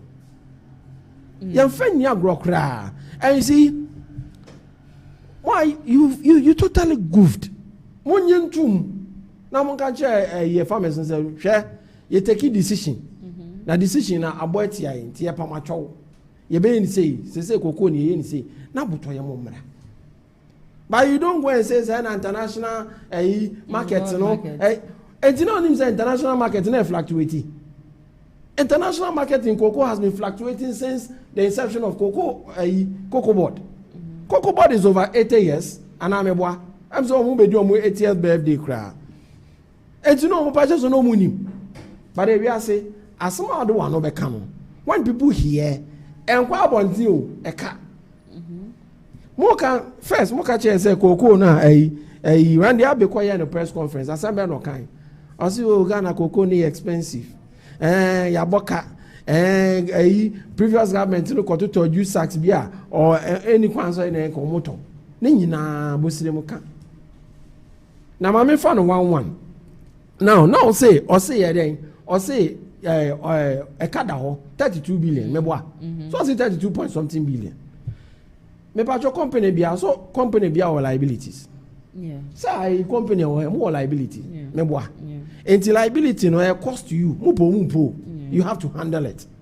And obi ba no dey a friend saying A4 sheet bremo so dey aba. E bia mbeka chen say oh and then ye ntimi ntua. Ma bosume nso ane ai den na atua ma. Se etimi ye ne sa. Me boa. Sa time no mo first scanning by ne say cost. E cost da mo so. What you are saying? And every company has it. And it's all called now because you just 32 billion. Who chantro? All can in and I had one cry was a me cram when say, all can in the year 2024 2025. Cocoa board, a year profit of 3.9 billion. What the 2024 now exchange rate you're saying? Yeah, John on the 7th and then 14.95. Maybe I try to calculate and more 3.9 billion into Ghana cedis. It was over 40 something billion. 40 something billion Ghana cedis. And it is over 32 billion as debt. Now, profit of about 42 and over. How do you say it's over debt? Because anywhere we be now, they talk as now. Anywhere we be now, they talk as now directors. Obi a worker, I won't mean to what means is to 110 pickups. I'm our district managers. I say, you be at 10 V8. After move 4, says amount deputies. And you want to tell us, it's a Waboka. I am true. I am pure and true. And you see that, Okazamba could be an Jude Saxon.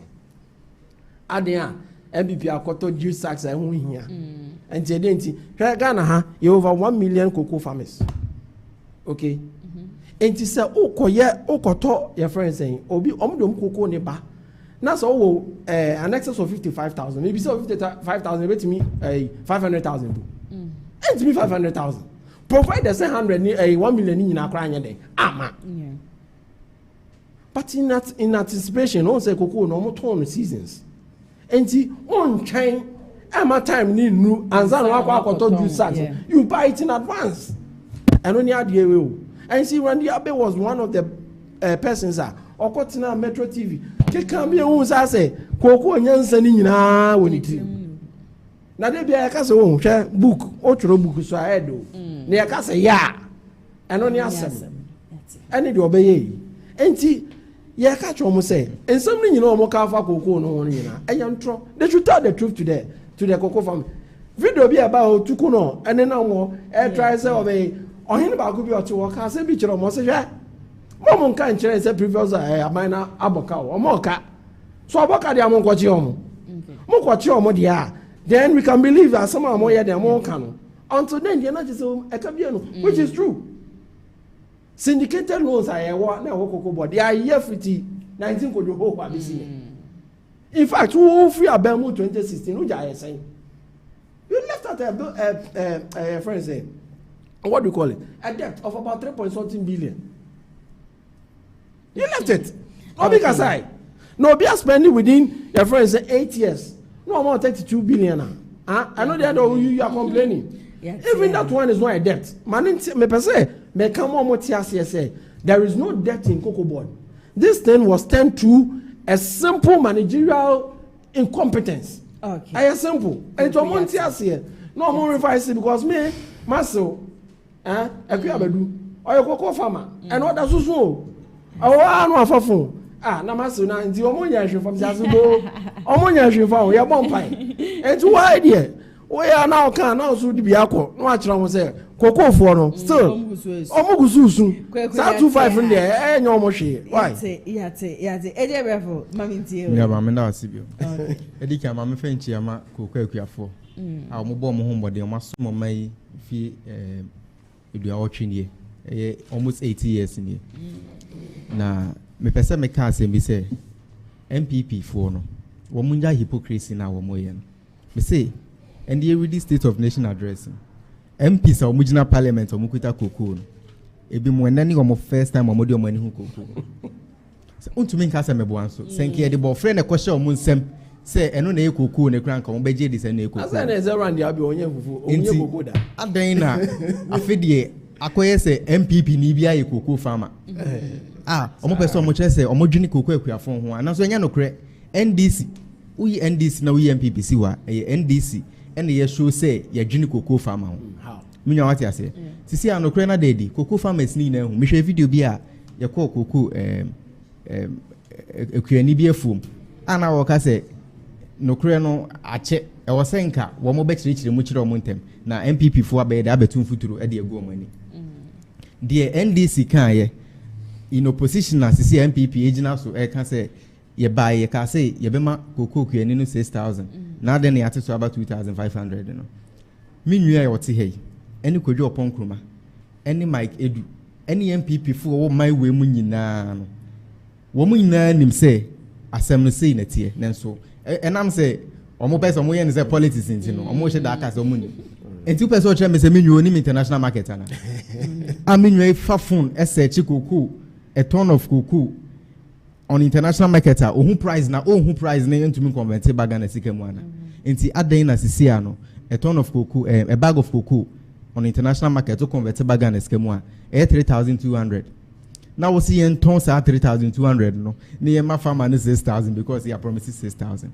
the entire you can't say emra na motia kunya so na cocoa no a bag of cocoa so moton international market munya 9,700 and you can say so what a bag of cocoa no 9,700 now my cocoa farmer no 3,100 eduma no na we na cocoa farmer na internet a perfect sense ka obema cocoa farmer no saying 6,000 na ka wo the 3,700 so abon ho bra wa bra wo kra won fertilizer say ma wo monto aduru ma wo wonto machine bia ma wo de e wo se wo say NDC nsema na ye kan ye betumi aye ye ne say emra 2016 na president Mahama be free aban mu na cocoa bag saying 719 Ghana cedis na ye ma cocoa kuani ne say ye ma cocoa kuani ne say 475 and de ma cocoa kuani no me de make can say ti de make can bio me say your ton of 719 near my cocoa and 475. Yeah, okay. And yeah, that's true. No efficient 244 Ghana cedis. Yeah, that's true. So 244 no.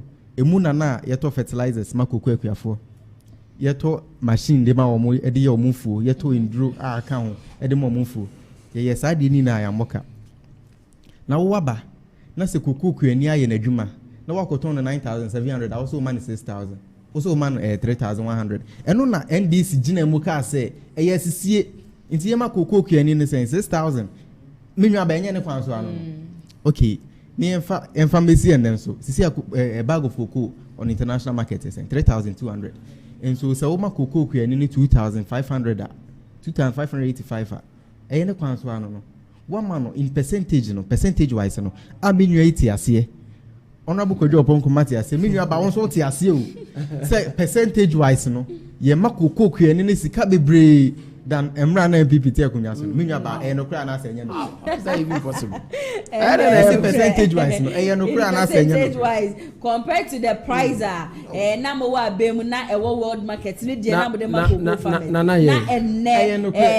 wo mo wa be mu ye nyira ye nim say a dropping not from their side but from the world market from what market no it is something because but minua ba o de ye hwe o de CD appreciation time in the international world international markets who sensem na manabasa about the enhwe real income analysis bi ye ka real income sika unya no the way I was spending a eson no wo de enhwe mra na MPP wo akunya so ana dollar no it was selling for 14 cedis so time no na wo makoko kuani no 3,100 sorry now one bag of cement is saying was it not 120 Ghana cedis you find it 120 Ghana cedis okuta 3,100 na se sika untumi re untumi nkasa wo no sika re e dey ade beto ade tie fa ne se cocoa kuani ni sidan 3,100 no obenya bags of cement 25 pe and 2,500 ne ye dey man no enam say you see the nanya hoden na dollar number from ti no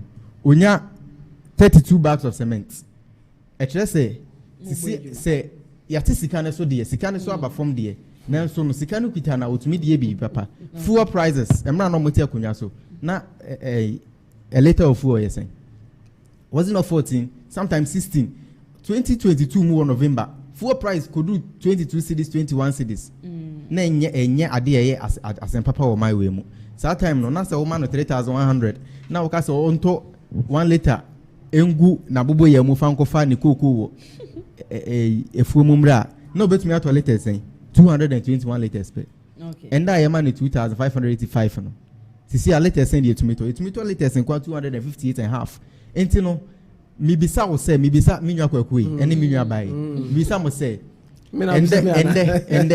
ende die kokoo kuani ni tumi di ni sika ye no empo yati sika no so die tumi di ye ende no ene die na wo tumi di ye o MPP pension no emu die na obefa yendi no krema ye ho question how is that even possible Oh, they be a make us a sign for 2 years working.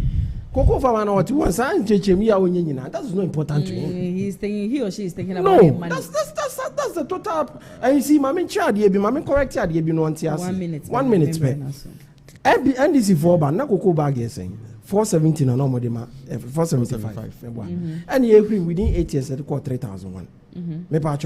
Let it be on record that the only addition that the NDC has added to it is about 655 Ghana cedis. Yes, I'll tell you why. Because near 3,100, you do 3,100. And I'll buy another 128 back out.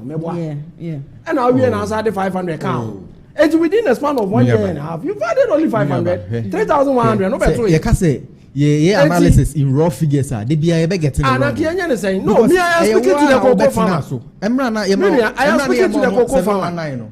Na dollar your tone saying yeah 4 cedis. That is not the concern of the cocoa farmer. Dollar na base 14 cedis. It is a dollar by 14 cedis. Na say woman 400.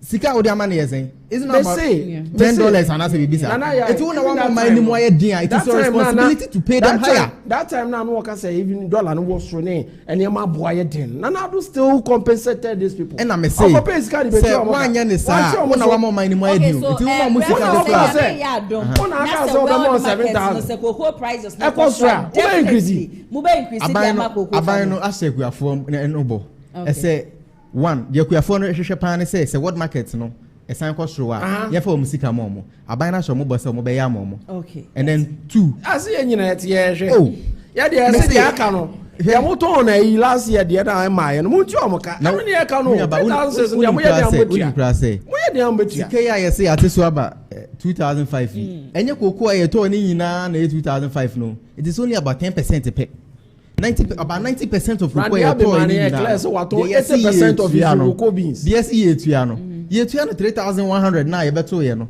because this is a new season. And the year project here and I say the new season when you're 2,500. Of course, if you are not and a farmer is not here say no man who say a MPP na to foot rubu Ghana for. Yes, just say farmer is not here. Everything here. Say wa say your boss say nyame ya do na say world market no. Na ya me see it diploma. We wa. We say your press conference. Me brother nya ya bia and say kweku just some seconds obi abese wuchia no. Oh, we dey mama chia Shansu constituency executives for nyina ma filo me am boss Mr. Set Boating me chia ono so madam Fuzu Saviola me sure say by this time o tie me and I feel so chia dey bi as me chia kese nkoma Kumasi online TV say dem sika no dey bia no e bia beba next year na emu atre na say ya kese na yesu ya ba ya nkaka mame na wase mame fa nchia kese pa nkoma chamana na Akwasi Ashanti regional chairman for NDC yes say what is not broken shouldn't be repaired menya sure say wesi wudan akoto gate na say gate ni nya hwe adechi ya say wo sign 2 gates na akoto gate for na besi wo entino na Akwasi ndwuma pa obo emre obeto NDC nkunya asem wo Ashanti region ha no na ye nam was it 4 or 5 and we were 7 e wa Ashanti region ha incident na was ye yi no na go for before froba enti no adwuma na wo ye no me chia no okay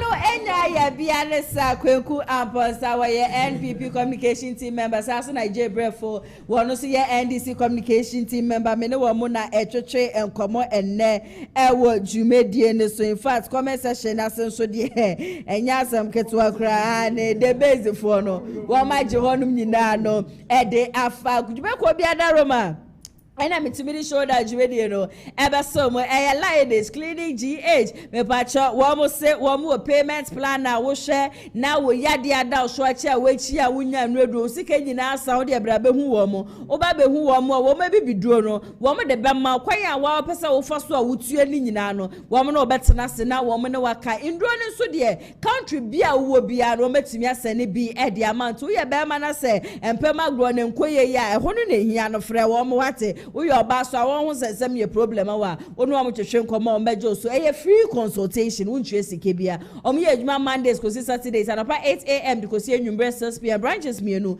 enkramantem no more sprinters and akumasi and ya de more tech maxima wetimi afra wo more 0559658403 and as 0558143438 na on a Lioness Clinic GH4 atwetwe enkomo Dennis Garage so se car o perebrabe hu mo elancho lankusa V8 akoma ne de akeka hu nyina no obeba o showroom hono na je cars no esum hono mankasa baby a wo bia wo to mo kasa woni abanya problem bia yenka so obi ekowi aka debi nkrata nyina egu cars so engines so ada cars mu ne buhua eye quality ankasa nti upe car to de amepacho sabre mekanfo Dennis Garage e de ama brabe hu wo mo na brabe je wo de opo mechi akwaya mo okumasi asokwa wo ni TI Amas na edi insheni Monday to Sunday brebi abefre bia no wo mejo so 0550623377 ene omo number obetimi afre wo mu edi esi so maminda production team ni nyina se ade adwo sapoma wo bomechi dom saso na camera ene MCR nso de kwadwo sapon nsa no adwuma na Shogun executive producer Mr. Daniel yebo amenso amitire dwem ene dwumedie ebesom momedi ene nana ya se unfortunately me time aso ntina mentimi read mo comment ni nyina ba trust me say nyampa Monday comment ahodo ebebe nyina no meto mebo na makenkan ni nyina no ede amamu nyankopon hira mu nyina na mo enjoy mo weekend nyampa Monday 2 p.m. to 4 p.m. yebesan so edi ehia stay safe makramo.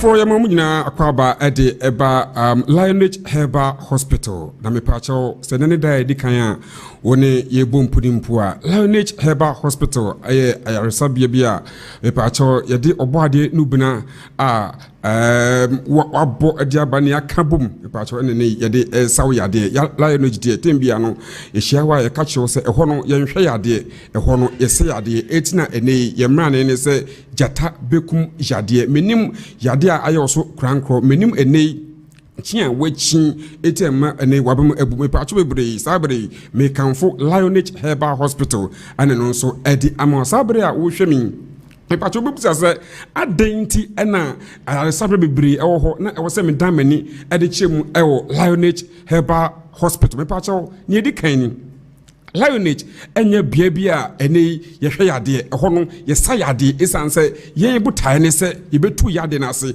enso edemase na be ya ene nso betimi yade edi akoniaba onsamienu wonamienu mpo edanse na yade ebeka won atofom ene yi mekanfo Lionage Herbal Hospital enso edi amount ne toso biem Lionage aye bia me pacho oba enkoma woni Dr. Aziz Ebedi no aye confidential na ese aye mumienu entem enkomo anya de obia betibi eti ehode professionalism aye adwuma anya bia waba woni Ebedi enkomo no na afi ubetin na wonsem no enema bonti me pacho Lionage Herbal Hospital de anya adwuma aye di no yendi sa adwuma no enti ehode me promise se oba confidentiality enso aye adwuma afi documentation uba me pacho bibia dana kwanso bibia ye beto nkrata so bibia e be type se na bia eneyi ye behwe u progress ye behwe won kanko yade no de wi enema eden SB eko enye se wo be kan ya ne amu aduro keke dabi Lionage de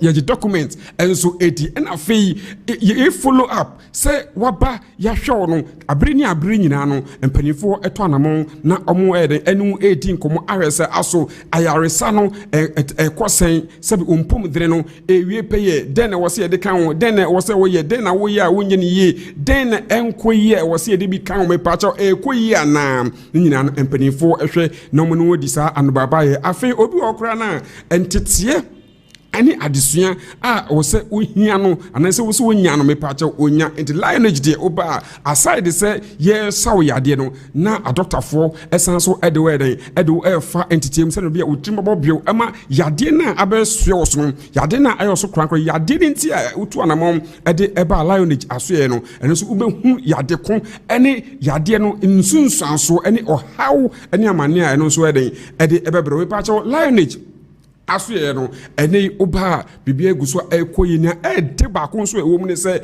ɛhɔ no ɛnya ade a yɛkɔ baabi ɛkɔgye enduro na yɛde bɛsaw yɛade Lionage Herbal Hospital ankasa ɛwɔ bea a yɛde ɔbɔ ade no buna ne haban no yɛka bom na ɛde ayɛ aduro na ɛde asaw yɛade ɛnya afe na doctor for ɛbɛkanfo aduro ama ne aka kyerɛ so nipa na ɔde ba no o traffic mu nipa na ɔde ba no ne phone adum nti wɔ sɛ wɔtena ase da bi ɛhɔ deɛ mpanifo I prescribe a drone, a chill dra, obey you soon, a hona near the drone so I and so at the assurance. A fee, Lionage, and so our clear cut plan, structured plan. Me patcho be brave, structured medical plan. If I say, Bosumi, I was a hotel, and no any plan and penny phones were better. And so everybody so and ya dear bay or calendar, Bosumba community and saying, no, will be at Aqua Hospital, bay in Finsha, bay me and sending, and sign be a one abu me patcho. Lionage Herbal Hospital de enya yakwana no mepache hono yede well structured medical plan and ede tudwa kwan bias no yakase bosom mienu abosom mienu yakase bosom miensan so aye bosom emiensa afei payment structure no amanfo so yakwa omagie sikedi yakwa omagie sikedi enti aha no den sakrai ne wo mepache aha ne ede wo mne se ye ne wotena se edi ano baba ye e kire wo sika dodo a wo betua ne yato ama wo se sei ekwan pen na befa so a wo betua no obi wo hotimi ka so medi na wotwe ana na wotwe bia metua bi na wotwe mienu bia metua bi obi wo se bosom bia metua bi obi wo nso aye bia wo se bosom mienu bia metua bi obi wo nso a eja wo no ho wo se misika ni mu nsa me yade na me nso me enkomani nti Lionage de me pacho your payment plan and a payment structure and so wa wan kasa a wo de yade ne bae no wo na wo be kire ekwan a befa so a onso betimi atuase na bia ho be han na bibia nso etimi akoye be pa chawo ene enkoma amenu ebedi no aye low sperm count ene ye sayade ye nhwe yade menim ebrani so a mentimi sman boy yade so a eno nso nkire se Lionage ye nsa foni efache mu ewo ho na bibia enso betimi akoye enso edi amawo. In the heart of our land, a rhythm starts to beat, a call to everyone.